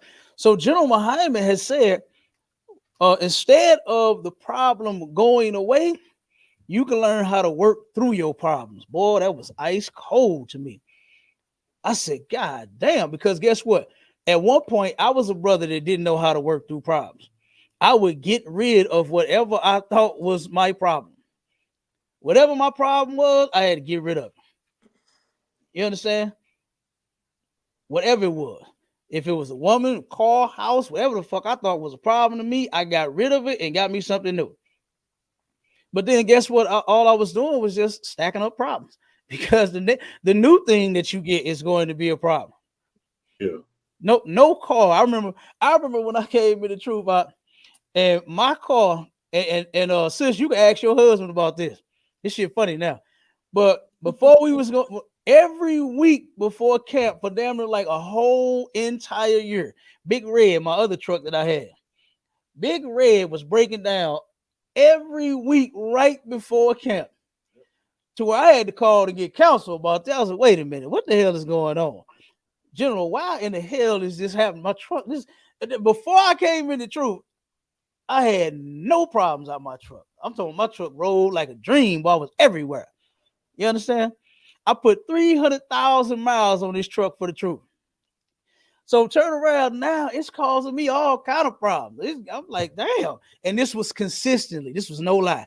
Every week, it was a different problem. It was something about the same thing, different things. I said, what the hell going on? General behind me, what am I going through? And he said, Salaki, what kind of vehicle do you have? I said, I got a Ford F-150. He said, it's a fucking Ford. He said, it's a Ford, You're going to have problems out of it. I was like, oh, you understand? Okay. And that fixed all of that. You understand? So it's just certain things, man. It just, it just is what it is. I bought a Ford. At one point, it was driving. It was a dream. But then after so long, it started giving me problems, or I had problems out of it, and I didn't just go and get rid of it just because I had a problem, because I like my truck. So I fixed it every goddamn week to make sure that I went to camp. So that's what you need to do in your marriages. If you love your husband or your wife, hey, fix the problem. Work on the shit. Work on your goddamn self. Stop thinking that everybody else is the center of your problems. Right. Stop thinking that. Maybe you are the problem. Maybe you are. How about we evaluate yourself? How about you do a self-examination? Maybe you're the problem. Whether male or female. Do that. You understand? Do that first. All right. Let me see. What Trooper, you got that scripture? I got I was reading the article out of one. I can get the scripture next.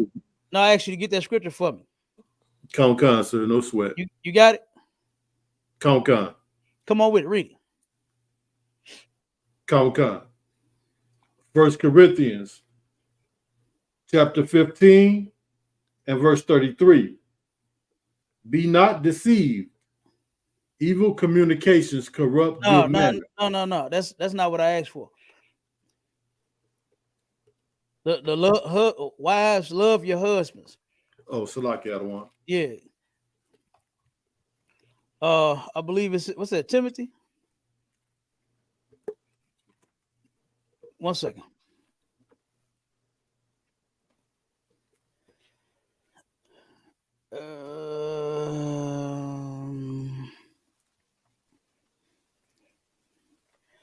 Or is that Titus? I think that's Titus. Give me let me see. Hold on one second.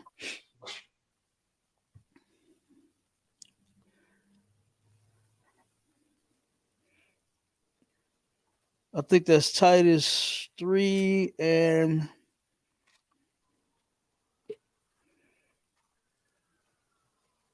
or 2. Wait a minute.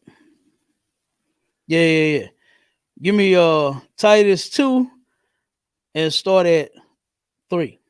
Sir. The book of Titus, chapter 2 and verse 3. The aged women likewise, that they be in behavior as becometh holiness. Stop right there. So what's supposed to happen with our sisters is your behavior is supposed to be on point. The way that you act, right? It's supposed to be on point. You ever heard somebody tell their kids when they go somewhere, when they go in public, they better know how to act? Or if they don't, when they get home, everybody getting a whooping, right? You are supposed to know how to act, and you're supposed to be taught how to act. And since these churches and these religious people have not taught our people how to act, then that's what we've done. We've taken the responsibility of doing that, and we will teach you. Go ahead. Not false accusers. Mm-hmm. So don't be lying. Don't be lying on your husband talking about he slapped you knowing that he didn't. So don't falsely accuse him. Don't say that he the baby daddy, knowing that y'all going on Maury, and you're gonna find out that Antoine is not the father. Don't be falsely accusing people. Go ahead. Not giving to much wine. Not giving to much wine, being an alcoholic, right? To where you get to fighting people and running around, the city naked and doing all this silly stuff. Not giving to much wine. Keep going. Teachers of good things. Teachers of good things. That thing right there has been lost amongst our people. Boy, every damn song that you turn on is not teaching nothing good. And these people follow that mess, and they not teaching these women nothing good. What they teaching them now, Maya Shala? I ain't got no nigga, ain't got me. Whatever the hell they say. How it goes? I ain't got yeah. What it say? Fuck my baby daddy. Fuck my baby daddy. Bow, bow, bow. It's like damn. That mean whoever wants some of that booty meat can get it. Bow, bow, bow. Fuck my baby daddy. They not teaching these people nothing good. Look, go ahead. Go ahead, Maisha. Now it's a crazy thing you say that, because now back in the day, you used to be like had a man to take the woman from the other guy. Now the women are saying, "I'll take your man and throw him back to you, and come back and get him whenever I want, and come back and get him whenever I want." Like, whoa. And guess what? But see, the only thing about that is they ain't trying to be the other woman. They're not trying to be his wife. When you sleep with him, you're supposed to stay with him. Remember that? Remember that show you did? When you lay together, you stay together. Stay together, right? Yeah. Right? All them problems y'all finna have, get ready, because it's coming. It's coming. Okay? So they not teaching our sisters nothing good. They teaching people, and after this, I'm gonna get to that point too. The teachers of good things. Our people have lost that, man. We only teaching the children that's the upcoming adults, the ones that's next in line, is to do whatever you feel. If you feel that you're not happy in a relationship, then get out of it. If you feel like she ain't doing what you want to do, then get rid of her. And that's not what the Bible says. And these are people that claim to follow what's in this book, and they don't. Teachers of good things. Keep reading, not. Sir. Verse 4, that they may teach the young women to be sober. Now, they're supposed to teach the young women to be sober. Guess what? Sober with drink and doctrine. Okay. And that's something else that a lot of our sisters cannot stop doing, is listening to every damn body. You ever heard that term that too much good advice can be bad advice? A lot of times sisters hear something and it sounds good to them and they just eat it up, take it in, and thinking that they're going to formulate this one big old master plan with all of these different things that everybody is telling them to do. You can't do that. You can't do that. You got to be sober, man. You got to stop listening to everybody. If you want to get some counsel or get some advice on what you should do in your marriage, you should be going to one source, and that's the ISUPK. You should be going to the generals, you understand, in the Israelite School of Universal and Practical Knowledge. You should be going to the men in the ISUPK, because they're not going to steer you wrong. They're not going to tell you anything unlawful to do like what they tell you in these churches. They will. They'll tell you to divorce. That's what they're going to say. They're going to say God meant for you to be happy. God don't give a damn about your happiness. That's for you and your husband to work on. Yeah. God cares about his laws being kept. He don't care right. about you being happy. Right. He don't care about you being mistreated. Well, let me take that back, because he does. But that's still up for you. If you're being mistreated, it's up for you and him to work on. So for the man and the woman to be, to work on that. So that's not totally, what I was trying to say on that point, saying that God don't care if you are being mistreated. That's not true. You understand? The point I'm making is if you are being mistreated, then there is something that you do about it. Not divorce, not going to go to get a divorce, not leaving your husband, talking about getting another one. You end up working that shit out too. So you get counsel, you get advice on what to do. Yeah. Try to get counsel for you and your husband, not leave the man alone. Go ahead, keep going. Come, sir. That they may teach the young women to be sober, to love their husbands. To love their husbands. This right here has been lost. Sisters don't know how to love their husband. Hell, half of them don't love themselves. Yeah. Half of them don't love themselves. So they don't know how to love their husbands. But this is what's supposed to be handed down from the older women, the aged women. The women that are older are supposed to teach the women that are younger how to love their husbands. Not talking about, I'm not happy. What Keisha Cole say? I should have lied. I should have cheated. Like that's not how you do that. That's all that's being passed around to our people, is that wicked shit, man. Yeah. It's something evil to do. Something sick. Like most black women, all they know how to do is something sick and nasty with their vagina when they get mad at their man. Is to go and give it to somebody else. When they need a bill paid, if they man ain't got the money, they go get with another man. Like, it's disgusting. You're supposed to be teaching them how to love their husbands. Keep going. That's right. Come, sir. To love their children. To love their children.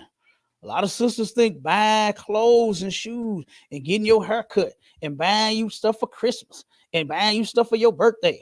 I'm the one did that. I remember the brother called me and was telling me about how a sister ended up. Now, of course, we don't celebrate Father's Day, but in this household of his, with the friends of the family was over, and the children got dropped back off over there. And the sister immediately went in on the kids because they were talking about how they had a wonderful time with their father. They spent Father's Day with their father, and they did all kinds of stuff. And the children was happy that they spent time with their daddy and received things from their father. Immediately, the brother said that the sister got up, the mother got up, going off on the kids, went off on them so bad, the children started crying. I'm y'all mama. I take care of you. I do this for you. I spent it. I did. These is little kids. They always said that, man. They don't know responsibilities. They don't know that. And you shouldn't be throwing it in their face. That's for you to do. You had them kids. You're supposed to take care of them now that you didn't have them. And not make them feel bad for it. And not make them feel bad for spending time with the other one. You should have kept your family together. That's right. Y'all should have stayed together and both take care of the kids. Both spend time with them. That's what you should have did. But they ain't teaching them that either. Go ahead. I'll keep going. Last one. Come on, sir. Verse 5. To be discreet. Mm-hmm. Chaste. Mm-hmm. Keepers at home. Mm-hmm. Keepers at home. Not being outside all the goddamn time. That's all you hear nowadays. Black women talk, I'm outside. We outside. We outside. What you say, Obama? They in the bar adding drops and shit to their drinks. Because they outside. They doing all kind of stuff, man. And black women think that stuff is good, but it's really not. You're not supposed to. There's nothing wrong with going out now. There's nothing wrong with y'all having fun. Nothing wrong with y'all having girls' night. Nothing wrong with going to bars and clubs. It's no sin. But a lot of them is doing it too damn much. A lot of them is doing it too much. And it's all kinds of stuff that you can get into out there. And it's waiting for you. It's waiting for you. You don't see it because all you focused on is having a good time. But it's out there. Satan know that you the weaker vessel. You just think you strong. You think you are a strong, independent black woman. Ooh, I hate them words sometimes. I hate it. Oh God. Because our sisters so damn strong, boy. Look at all of the mess that they keep getting their strong asses into. Yeah. They so strong and they got all this intuition. But why you didn't know that the man didn't have a job before you met him then? Why you had to find this shit out 5 years later? Why did your intuition kick in 5 years later talking about he had another woman? You just knew it. Why didn't you know from the beginning? My intuition don't never kick in before tragedy strikes. It's always intuition. My woman's intuition kicked in. And I knew you was doing something. Yeah, he was doing something when he met you. So that intuition shit it just don't work. You can stop fooling yourself. You can stop fooling yourself. You're just not stupid. That's all it is. You know that the man got another woman. It's not something going off in your head. It's not, my intuition kicking in. Wait a minute. He took his boots off at the door this time instead of putting them straight in his closet. That ain't intuition. That's just you paying attention to your man and you being suspicious. Then after he does that, let me go smell his drawers. Do they still do that, Bob? Is women still smelling men's drawers? When I heard that back in the day, I said, wait a minute, you actually smelled your man's drawers? I sure did. I was like, whoa. I was like, whoa, I was young when I said, damn, what if he farted in them? Right. Had a bad day or something, man. You know what I'm saying? I was young on my shala, and I asked the sister, I said, what if he farted in them? And hey, she don't do that. That ain't the smell she's smelling for. Yeah, she know the smell she's smelling for. She said, I'm checking collars, pockets, drawers, everything. I said, God damn, that's terrible. You sound like the police. You don't sound like no damn white. Hey, Captain Lucky. Go ahead. Hey, Lucky Cap, I got a little story to tell. Hold on. I got a story to tell. Look, come on with it. I had went to this chicken place, right? It was a new spot close by the job or whatever. I had to stop by there, right? I stopped by there. Now, the lady that she opened a new shop. It was some hot chicken. They had some hot chicken. She was from Tennessee, right? Lady from Tennessee. So I go buy the chicken, get the receipt, put the receipt in my pocket. Hey, ain't nothing, eat the chicken, we'll go back to work, go home, boom. Take the work pants off, all that. The wife get ready to wash the clothes. You know how they do. They go through the pockets, make sure ain't nothing in there.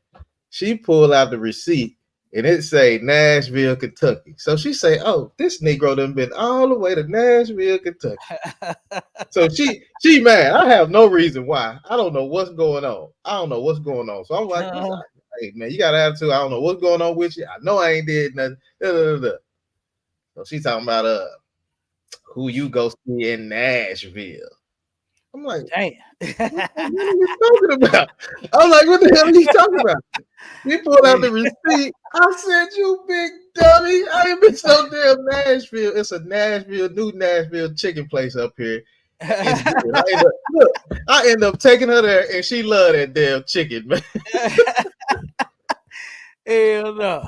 Hey, look, you know she rolling her head and her neck, her hand on her she hip, was did upset. all She that. thought I done took a trip. I'd have been. She like, how the hell he get the Nashville that quick? Well, you know it's coming when they put their hand. It still do that. They still put their hand on their hip, roll their goddamn head, that neck. Oh Lord. Go ahead, LeBron. Hey, who else got some stories? Oh, here come LeBron. Now, come on, LeBron. Come on. Come on. And then if you go out, they thinking like if you do go out and get another woman, this woman is nasty, she stink. She's never in the little corner of mind thinking that you can go a step above. They thinking you ain't nothing. Ain't nothing better than them. You know what I'm saying? Yeah. Like, nah, it gotta stink. So let me smell the draw. Damn. You know what I'm That's saying? terrible. I'm gonna catch you because it's gonna stink. That's terrible. Sex smells sometimes. You know, I mean, it just depends on what it is. You know, sometimes it gets hot and steamy in there. You know, gotta start a fire in that bug. Hey, you know, it's already a little fire lit in there. You know what I'm saying? It is what it is. You know. But yeah, you're right, Abon. They do. They always think that the next person you pick, and that's just to discourage you from getting somebody. That's all that is. That's why you just have to ignore them. You understand? Let them talk whatever they talking, and just go get you another woman. Don't sit there and listen to no woman tell you the next woman you get gonna stink. You know what I'm saying? The next woman ain't gonna cook like me. The next woman, I hope, don't talk as much as you. That's what the fuck I hope. You understand? While you talking. Okay, so we got any more stories? I'm gonna play this clip real quick. All right, no sweat. Let me play this clip real quick. All right. Now this is the Christians right here. This is the religious people. Okay, and I'm gonna kind of skip through it for the sake of time. Right. This is that sister Tabitha, man. And when I first saw her, the first thing I saw about her was her retiring her husband, right?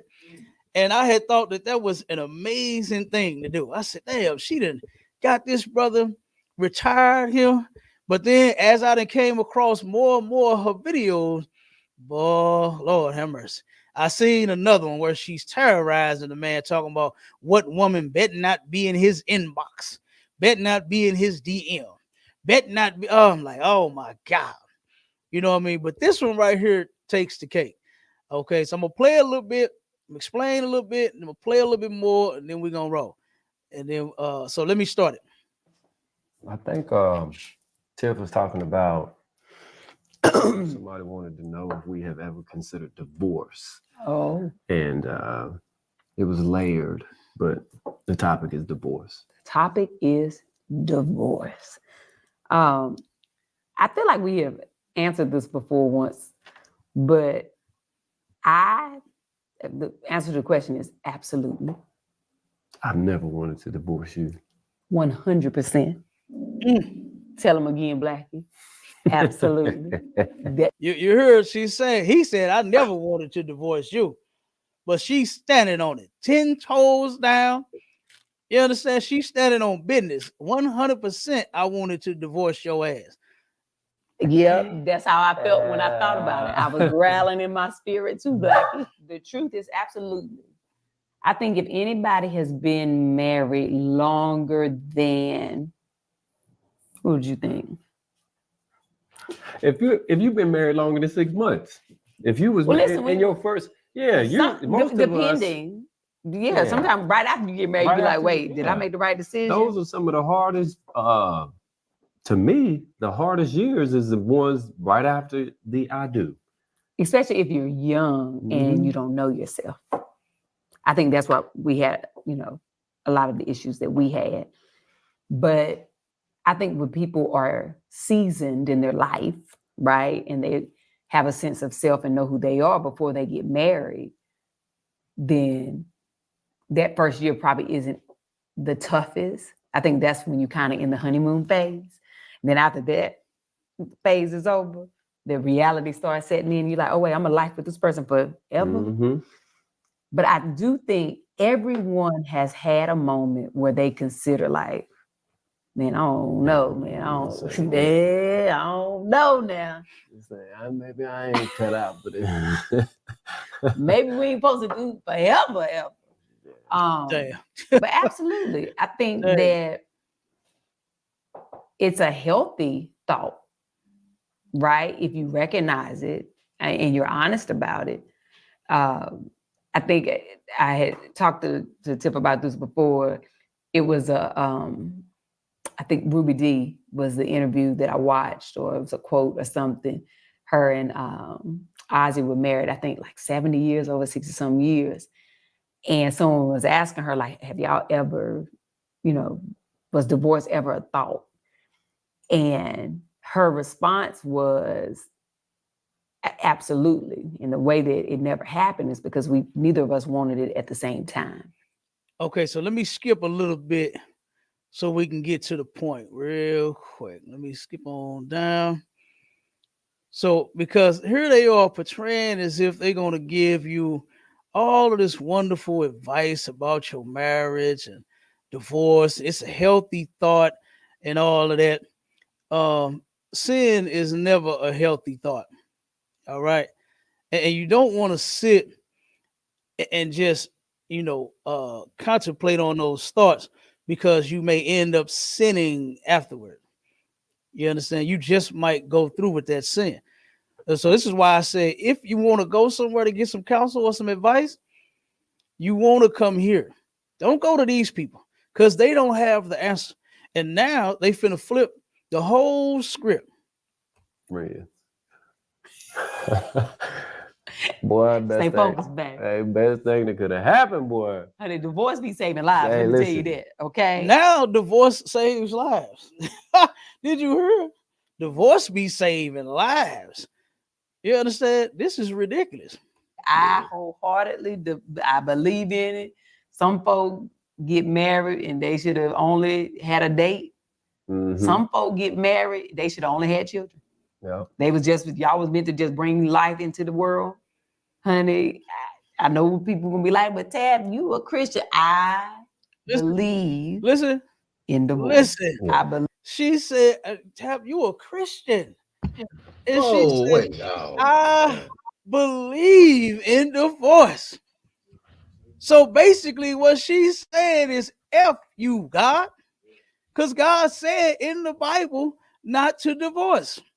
She's saying, F you, Jesus, because Christ said not to divorce. But she said, you know what? Some of y'all should have just had a date. You shouldn't have got married. Some of y'all shouldn't have. You should have just had kids. You just supposed to bring life into the world. Right. You're not understanding. You haven't looked up the statistics before you did this show about how divorce ruins people's damn lives. Tabitha, have you not seen this? Have you not went into the records that they keep on how divorce destroys the damn man, the damn woman, and the poor little babies, man? That had absolutely nothing to do with child decisions. It destroys everybody. The whole Black community is affected by this. Not just you two. Not just you because you unhappy. This is ridiculous, man. One second, Warren. Yeah, especially if you can't serve each other, if you can't literally be in your relationship together and it does not serve you well, if it does not uplift you, if you don't feel loved, if it doesn't serve your kids, if it don't serve your family, your unit, your well-being, baby, get out of there. Okay. Like, I believe in marriage, but I absolutely believe in divorce. Oh my God, that's horrible. That was horrible right there. And she said herself, yeah, I'm a Christian, but I believe in divorce. If it don't serve your kids, if it don't serve, wait a minute, you're supposed to be serving the Lord, number one. That's right. That's who you're supposed to be serving. Right? Now you are supposed to serve your husband. You have to take care of them kids, both of you, right? But you're more worried about serving yourself. Right. That's where these people are coming from. This is why we have all of the issues in the black community, because these people they claim to follow the Bible, they really don't. Basically, what she's saying, and matter of fact, let's get the scripture. Okay, give me that in 1 Corinthians 7 and where we want to start at. What is that? 11, I think it is. Let me see where I want you to start at. Come on, sir. Because this is crazy. But these are the people that's sitting out here giving us advice, telling us what to do in a relationship. All right. Give me verse 10. 1 Corinthians 7 and 10. Come on, sir. 1 Corinthians chapter 7 and verse 10. And unto the married I command, yet not I, but the Lord. Now, this is 1 second. Now, what Paul was doing, if anybody reads this chapter, you're going to hear Paul go from I command, but not I, but the Lord. Right? So what Paul, in one instance, Paul is giving you what he would call good advice, what we call in the ISUPK good counsel. And then you're going to hear him say, I command, yet not I, but the Lord. This is what the Most High want. Okay? And there's no negotiating with the Most High, right? This is nothing that his laws are nothing that you can sit down and ask him to compromise with. You can't turn around and go to the Most High and say, well, I believe in divorce. I know you say not the divorce, but I say this ain't serving me. This ain't serving my well-being. This ain't serving my kids. This ain't serving my life. Oh well, scratch and get glad. Go get a life. You understand? Because the Most High commands this, not Paul, right? Keep going up. Come. Let not the wife depart from her husband. Stop right there. It says, let not the wife depart from her husband. There's only one reason that a man gets to put away his wife. It ain't because she talked too damn much. It ain't because she don't know how to cook. It ain't because she always shopping. It ain't because she always out with her friends and over her mama house. It ain't because she worked late, you know what I'm saying, or work all the time, or she in school and she got to study. You ready to ram something up in it, but she's cramming them books in. You can't divorce her for that. There's only one thing, and Christ said, is if she is a 304, if she gives her body to someone else, then yes, you could put that woman away. You better. Because when she catch them AIDS, you don't want to be associated with it. Because that's what's going to end up happening to a woman being a 304, right? But then when it comes to the woman, guess what you get? You get no reason to divorce your husband. The Bible doesn't give you one. And guess what? Go talk to God about that, because we didn't make these rules up. This is what he gave to us. And most sisters think that it's like the end of the world. You understand? Because I can't leave him. I can't. And then they always draw something that's so ridiculous. What if he beating on? That ain't what you said. You didn't say he was beating on you. You didn't say that. You didn't start off by saying, well, my husband punched me in my mouth and chipped my tooth. That's not what you said. You said you was unhappy. And can you divorce your man because you unhappy? Hell no. God ain't with you leaving your man because you unhappy. He says right here that I command, yet not I, but the Lord. Let not the wife depart from her husband, meaning do not divorce your husband. And if you do, there is a consequence for those actions. You claim you want a man, but then turn around and is dying to leave one. The one that you got, you ready to leave the goddamn man. That is ridiculous. All the goddamn men that you done left and been with in your past.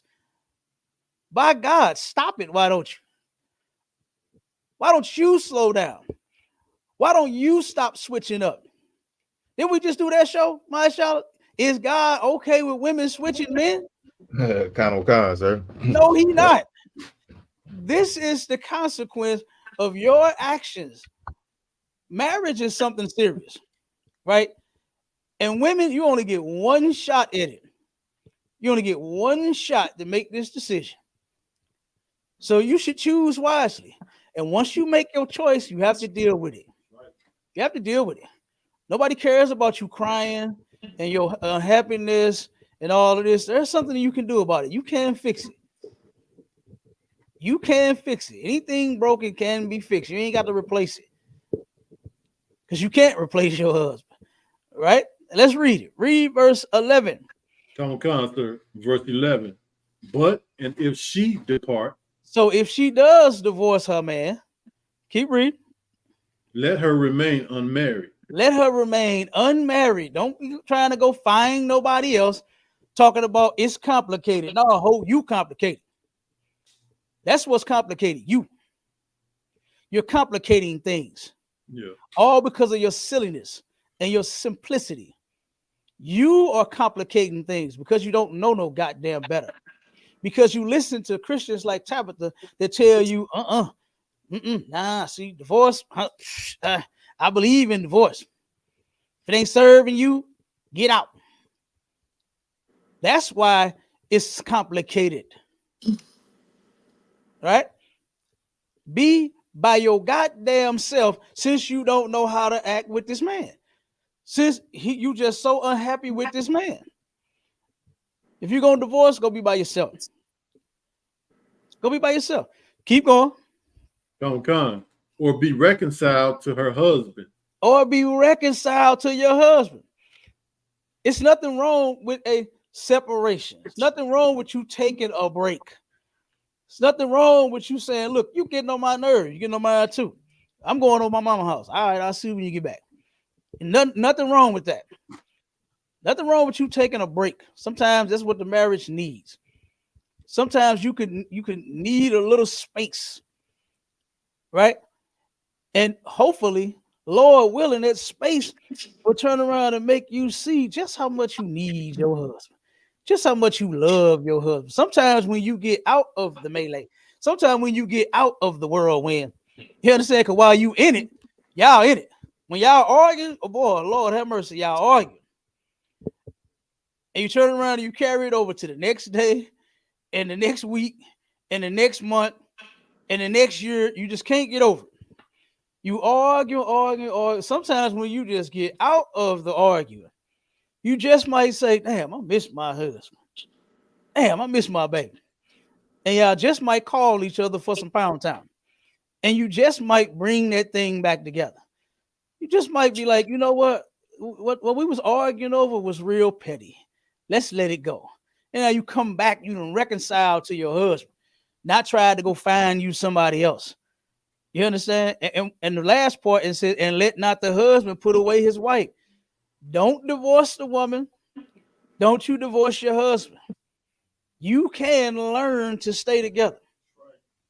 You can. And it's things like what we just heard is what is wrong with our people. Go give me Ephesians 4:29, Troop. What you just? Oh, go ahead. Go ahead. So I just wanted to make one comment. I mean, I think sometimes when you're going through stuff, certain scriptures can be helpful. I mean, for me, I just always remember, be angry, but sin not. There you go. Damn right. The sister is paying attention. Give her a hand. God damn it. The sister is paying attention to the scriptures. Be angry and sin not. Yeah. Guess what? We all get upset. We all turn around and subject to getting mad. But you can't sin all because of you being mad, you being angry. You don't have a reason to sin just because you're angry. Right. Yeah, he didn't pay the bill or whatever. He went and gambled the money, but you can't sin and say, you know what? This man, he can give me the money for my bill. So let me go over here and holler at him real quick and then go get my bill paid since my husband gambled the money. You can't sin because your husband made you mad and gambled your money. What you do is don't hand that nigga the money no more if you know he's a gambler. You're going to be in a poorhouse. You're not going to have lights. You're not going to have food because he's going to gamble all of the money. So if you have a certain, issue or whatever, come and get counsel for it, man. We ain't just saying this stuff just because just to be sounding like we talking about something. It's so that you can actually deal with whatever you got going on. Because sometimes, like I said, when you're the one that's in the storm, you don't see outside of it. You don't turn. All y'all been doing was just arguing about the same old damn thing every day, and you don't see that it's petty. It's just a miscommunication problem. It's just something. It's something small in a lot of cases, but y'all done made it big. And a little small communication could turn around and fix it. But a lot of times, like I said, when you're the one that's going through it, you don't even see that. So you're right, sis. Go ahead. You got something else you want to finish? So, sir. Oh, okay, no sweat, no sweat. Go ahead, Trooper. Give me that scripture. Come, sir. The book of Ephesians, chapter 4 and verse 29. Let no corrupt communication proceed out of your mouth. Let no corrupt communication proceed out of your mouth. Do you know what the Christians and what religious people translate this to? Is you saying a curse word. You saying the F-bomb. You dropping the F-bomb on somebody. You calling somebody a B-A-N. You calling someone a MFer. That's what they translate this to. Corrupt communication is what you heard Tabitha just say on that video. Corrupt communication goes against the word of God. That's what this is talking about. Not you saying a curse word. Because there's no law against the word F-U and B-I. There's no laws against those words. Salaki Cap. Go ahead, Op. So I don't want an example of this. An example of that would be like if a sister told another sister, "Girl, if I was you, I would get an abortion." Absolutely, that's corrupt communication. That's what the Bible is saying. Let no corrupt communication come out of your mouth. We don't turn around and tell people to sin against the Lord. Right. That's corrupt communication. That's what this scripture is talking about. It's talking about what you just heard this religious woman say on this video. That's corrupt communication. It is what I heard on Clubhouse yesterday when the brother was trying to explain that the laws are spiritual now and the carnal laws, we don't have to keep them. So if a person wants to eat pork, they can, and they haven't broken the law. That's what he said. Interesting. Yeah, that's what he said. That's corrupt communication. Okay, go ahead, finish the scripture up. Come, sir. But that which is good. Mm-hmm. So don't let nothing come out your mouth but that which is good. So when our people come to us and when they have these certain issues like marital problems, they contemplating divorce, or they want to, whatever it is, you're not going to get no corrupt communication from us. You're going to get that which is good, right? So if you need counsel, if you need some help, if you have an issue, you have a problem, you're supposed to bring it to us, and we'll help you through those problems. Go ahead, Doc. Keep going. Is that it? La, sir. Okay, go ahead. Come, sir. To the use of edifying. Absolutely. For the use of edifying, teaching our people. You can't teach people stuff like what Tabitha is teaching, talking about, yeah, I'm a Christian. And guess what? That's right up a Christian's alley. Is for them to sin against the Most High. For them to do what the hell they feel is right. And not what the Lord said to do. Because that's what's right to do. The Bible says to let every man be a liar and let God be true. Meaning that when the Lord said not to divorce, don't divorce. Let that simmer in your cup. You understand? What they say? Mute up, Trooper, while you ain't talking. You got a little noise coming. Let that sit in your tea. Stir that in your coffee. Right? Stir that in your coffee. Whatever you feel, you're wrong, but God is right. We're not supposed to be going off our damn feelings, no way. This is why we have such a high divorce rate in the Black community, because everybody's going off what the hell they feel versus what they claim they believe in, which is God. They got the Bible everywhere. They got it sitting on their fireplace. They got it on the side of their bed. They sit and read it and sing to it and slob on it all day. They get the Holy Ghost and start slobbing on the damn thing. They go to church with it. It's in their car. Right. It's in their car. They got it as they are driving, sitting right up on the dash, open on to Psalms. What's that? Psalm 23. The Lord is my shepherd; I shall not want. They all of them do that. All of them do. Look, and where I get it from, I got it from my Christian family members. They got them same Bibles turned to them same scriptures in their car. Boy, I had an auntie before she passed away. I love my auntie, but she had one in the front window and in the back window. She was all about some Jesus, but you know what she was about too? She was about what she felt as well. She was one of these women right here that did what she felt to do instead of what the Bible said do. The Bible said don't divorce, but she did what she wanted to do. You understand? So that's it, right? On Ephesians. True, but where you at? So like it, sir. It's a little bit more. Okay, come on with it.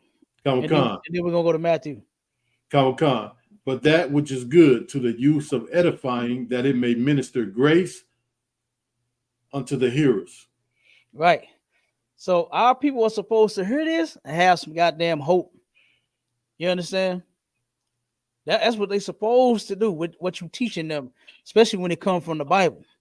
But as you can see, those people that claim to follow the Lord don't follow the Lord at all. They don't at all, man. Give me Matthew 7:15. Come.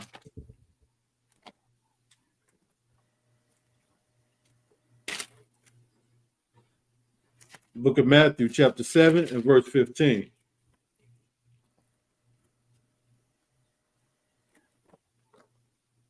Beware of false prophets, which come to you in sheep clothing, but inwardly they are raven wolves. But inwardly they are Let's say raven or ravenous? Ravening. Ravenous? Ravenous. Ravening wolves. They are ravenous wolves. Okay? You got to watch these people. Those religious people, look, the pastor be all clean and sharp every damn Sunday. Yeah. The members be clean as a whistle. What they like to say, cleaner than the board of health. You know what I'm saying? And guess what? Inside, they are ravenous wolves, man. They are tearing our people apart with this nonsense that they teaching them. You got to be aware of false teachers. That's what a prophet is, a teacher. And these people teach you things like, look at what she said. She appeared. If y'all go and watch that clip, right? Him and her was sitting there singing. You understand? They look so good together. They all in it, right? They appear to be godly people. But she turned into that wolf right before your face and said, yeah, they tell me you a Christian though, but you ain't supposed to divorce. Yeah, I believe in marriage and I believe in divorce as well. She turned into that wolf right before your face. You understand? Y'all remember that movie Teen Wolf? To where he turned around and at one point he just couldn't control it. And he turned around and neck in his head and all that until that wolf face popped out. That's what she just did on that camera, man. She turned into that wolf. You understand? What they are teaching, you should not listen to them. They all over the place. Y'all go listen to that clip. She turned around and was telling people, oh, if you're not willing to change, if you're not willing to work through things, then guess what? Don't get married. But then, oh yeah, I'm all for divorce 100%. That's ridiculous. On one hand, to tell people to work with your partner, but then say, oh, don't work with them, just leave them. Like, that's ridiculous. Right. That is insane. Now give me Matthew 23 and 25. Come. Then we're gonna get ready to get out of here. Because y'all know we got the debate coming up. 6 p.m. Central Standard Time for the discussion. You understand? The ISUPK and my hitters that you see me with right now.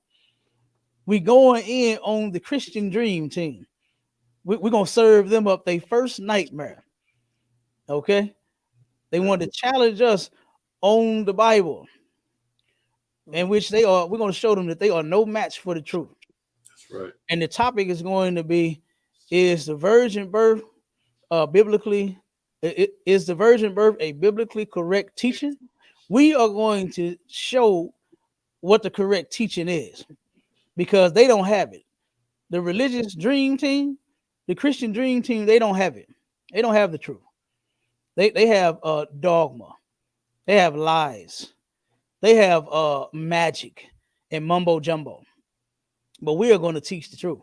And then the second one is, can angels disobey God? And we're going to show them in the Bible that no angel has ever disobeyed the Most High. That's right. It's insane to even think. Like, now I was taught these same things, in the church.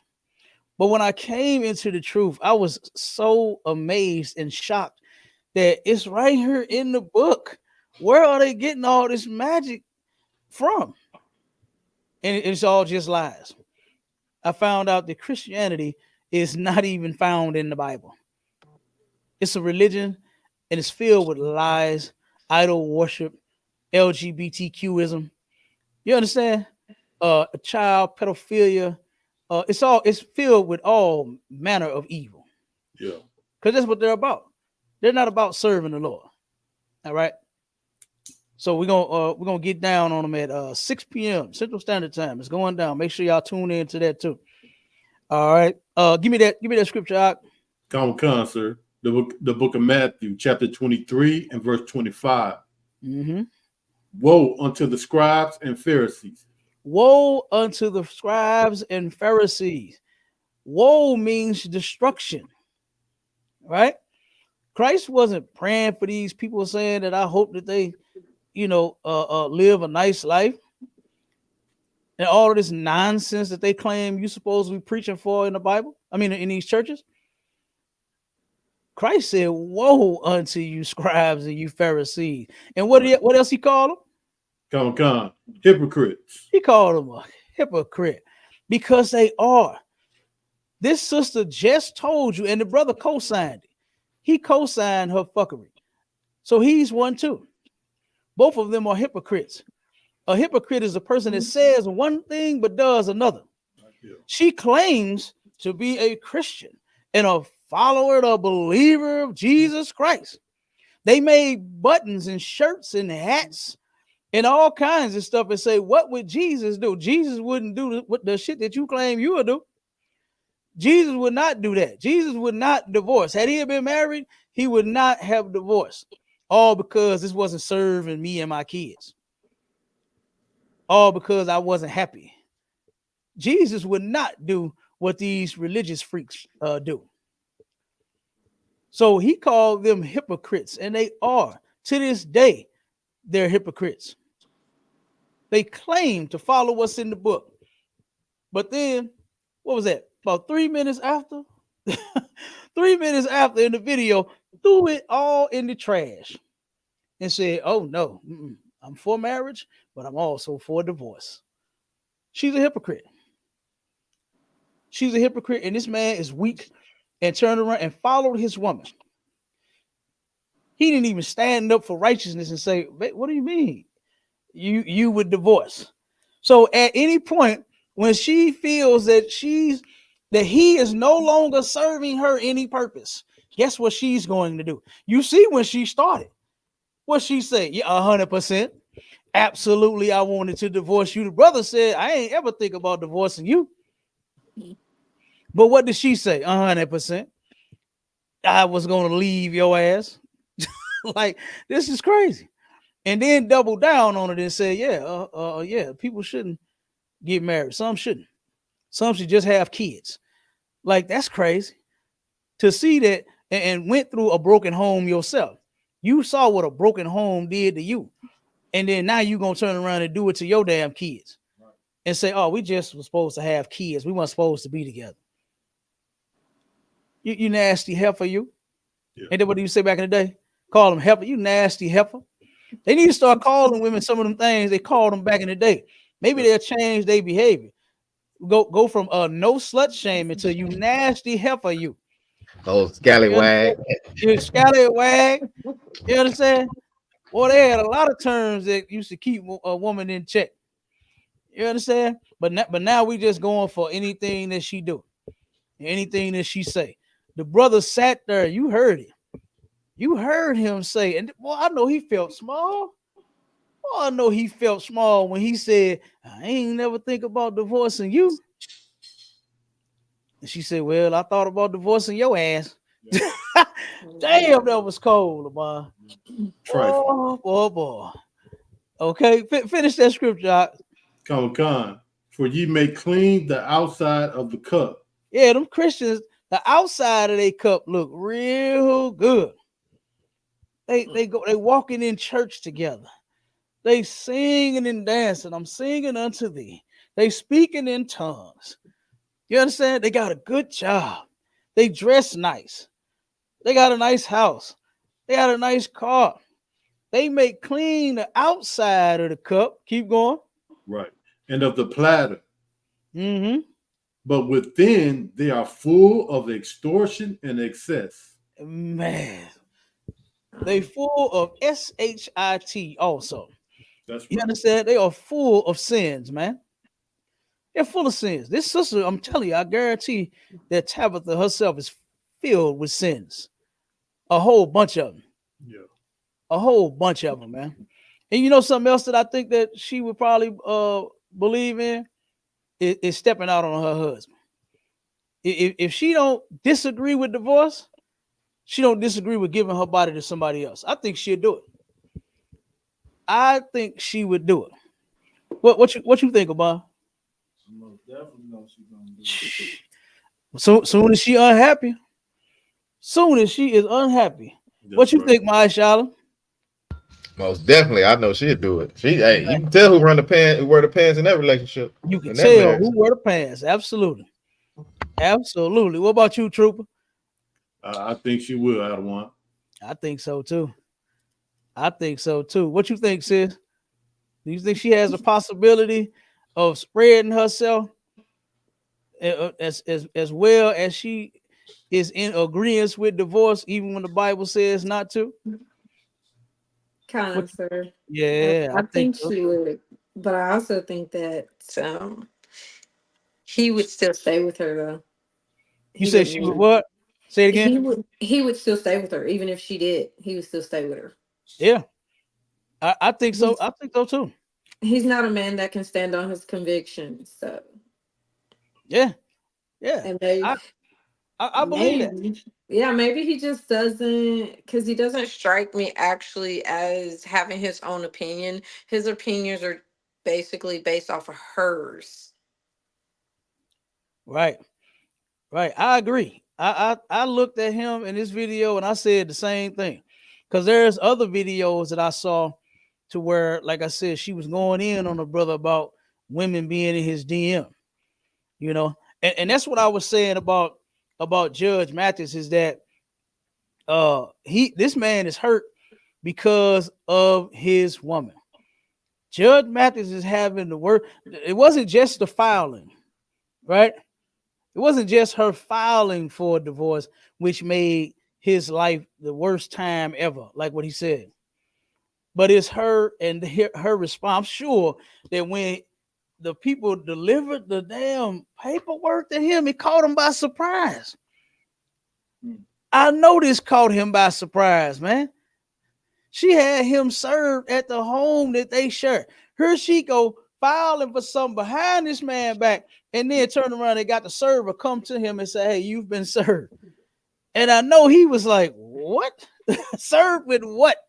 And then he go and he finds some divorce papers.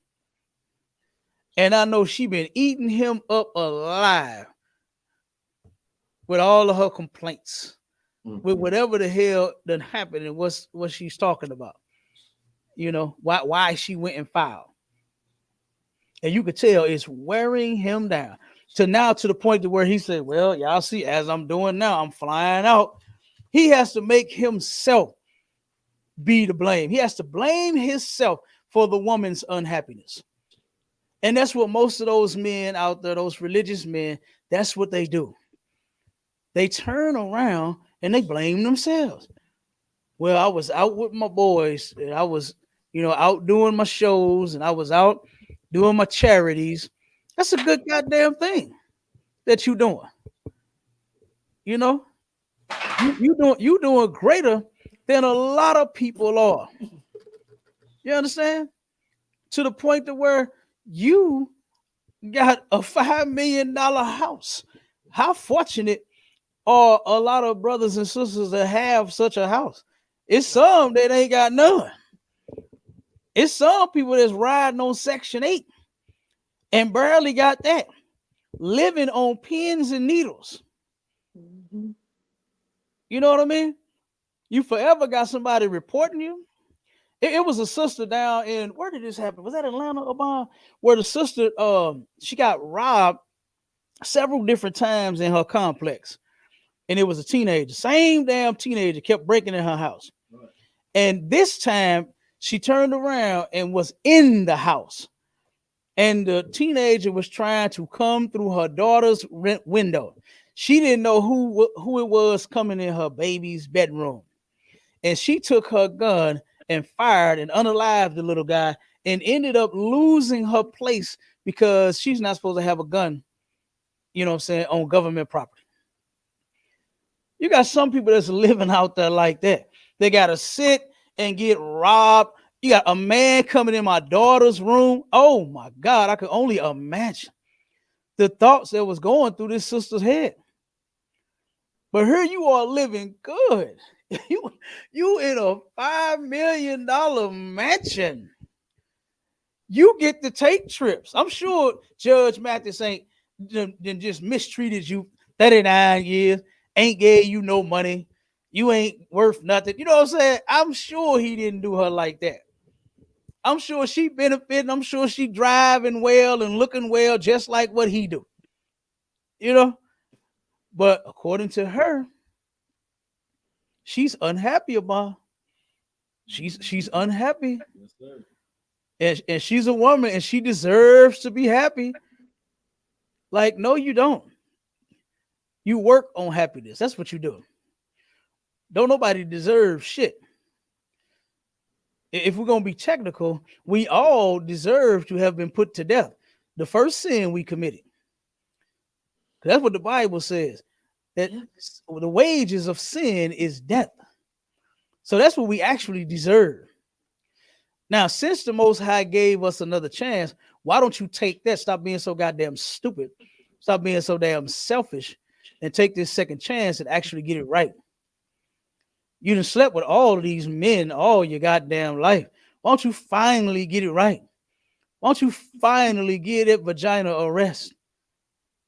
Because everybody has some. The boys on the football team, the basketball team, the boy in college, the boy that you worked with at Popeyes. You know what I'm saying? Your baby daddy, your second one, your third one, your fourth one, your fifth one. Everybody has some of that monkey. What did the OJ say? She used to be my girl. Oh my God. Everybody can say that damn near. She used to be my girl. You can go somewhere with a woman and somebody, there go my ex right there. There go my baby mom. There go my, like, come on, man. We got to make black marriages great again. We got to make the black man great again. We got to make the black woman great again. And the only way to do that is for us to follow these scriptures. It's for us to follow the culture that the Most High left us. He didn't leave us a culture to where you do whatever you feel. You understand? Our morals is not to, you know what? Yeah, I heard what the Bible is saying, but you know what? This is what I do. This is what I feel. Nobody cares what you feel, but you.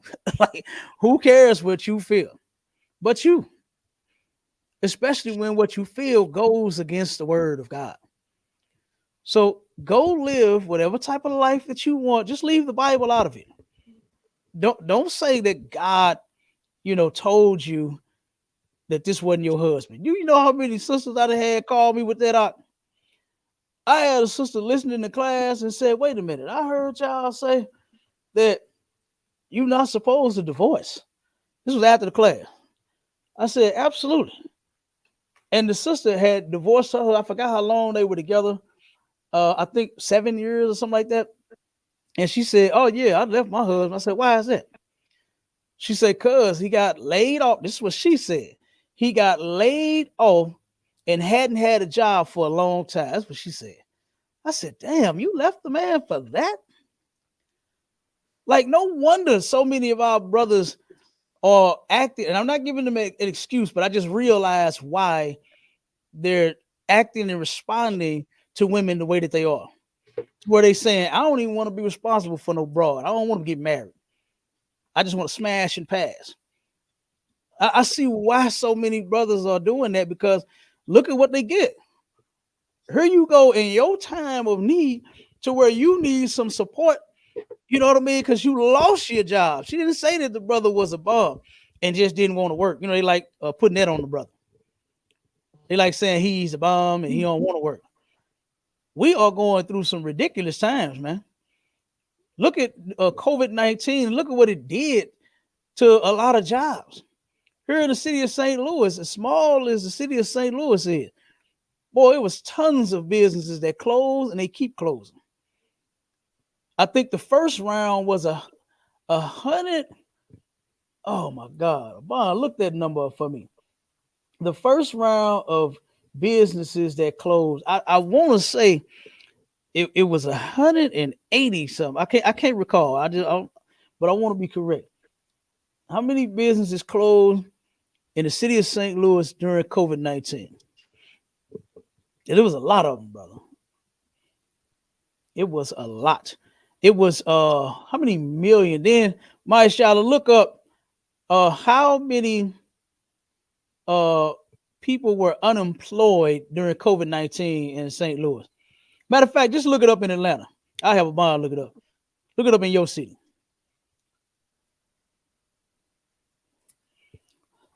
Con, sir. Let me see if I can find that number, because that was large too.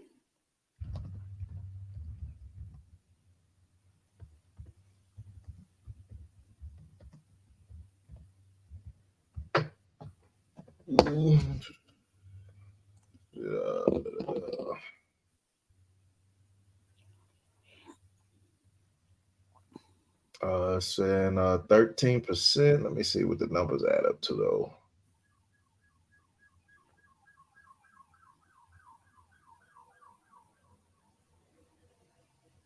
It's not giving me an exact number of people. Hold on. Let me go out. You said it ain't giving the exact number? No, it's not giving me. It's just giving me percentages. That's all right.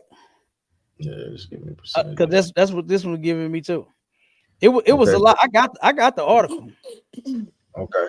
Let's see.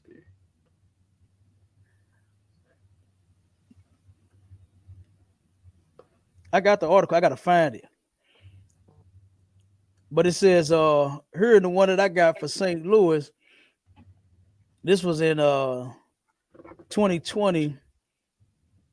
For males it was 40%, females 60%, older than 55 was 38%, have been temporarily laid off was 23%. Let me see. Good, this crazy. This crazy. It was a lot of people. Whoa, I think I got it. Let me see.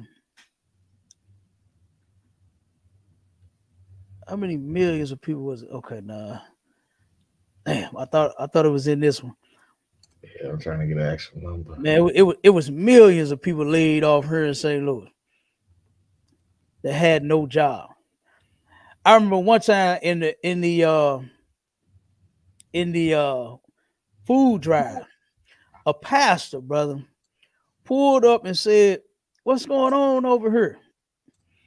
And I said, "We feeding our people, man. We got plenty of good food." I said, "Commander YAHANNA of the ISUPK, this is what he does."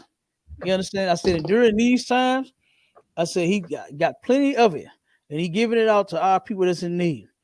The brother looked back at the line. He said, all of them new cars in this line. He said, them people don't need no food. And this was a preacher. This was a pastor, brother.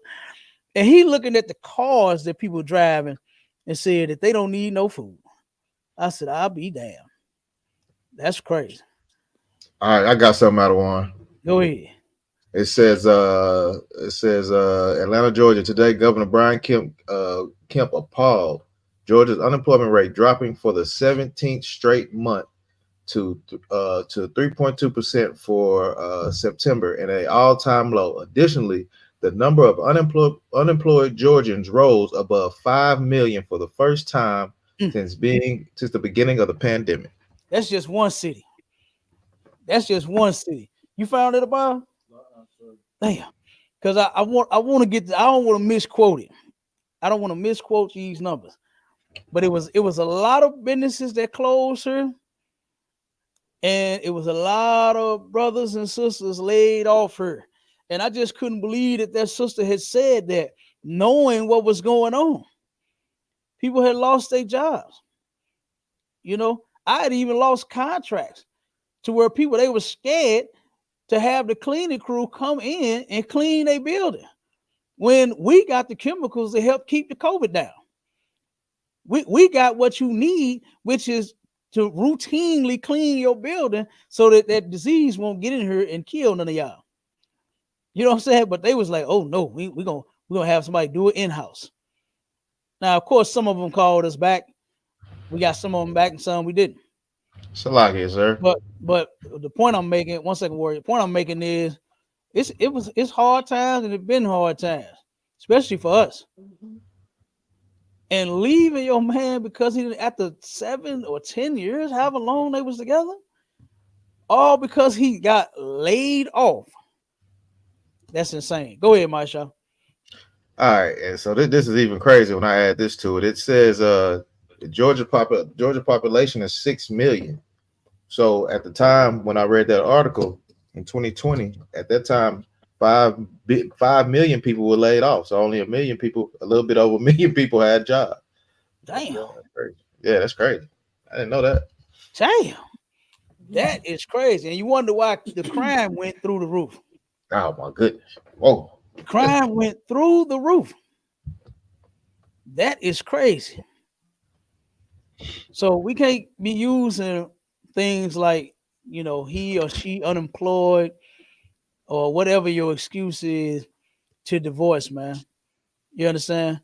So far, like I said, Judge Mathis is claiming that it's and the other article that we read, it was because of him not having time to spend with his woman because he has a bunch of responsibilities.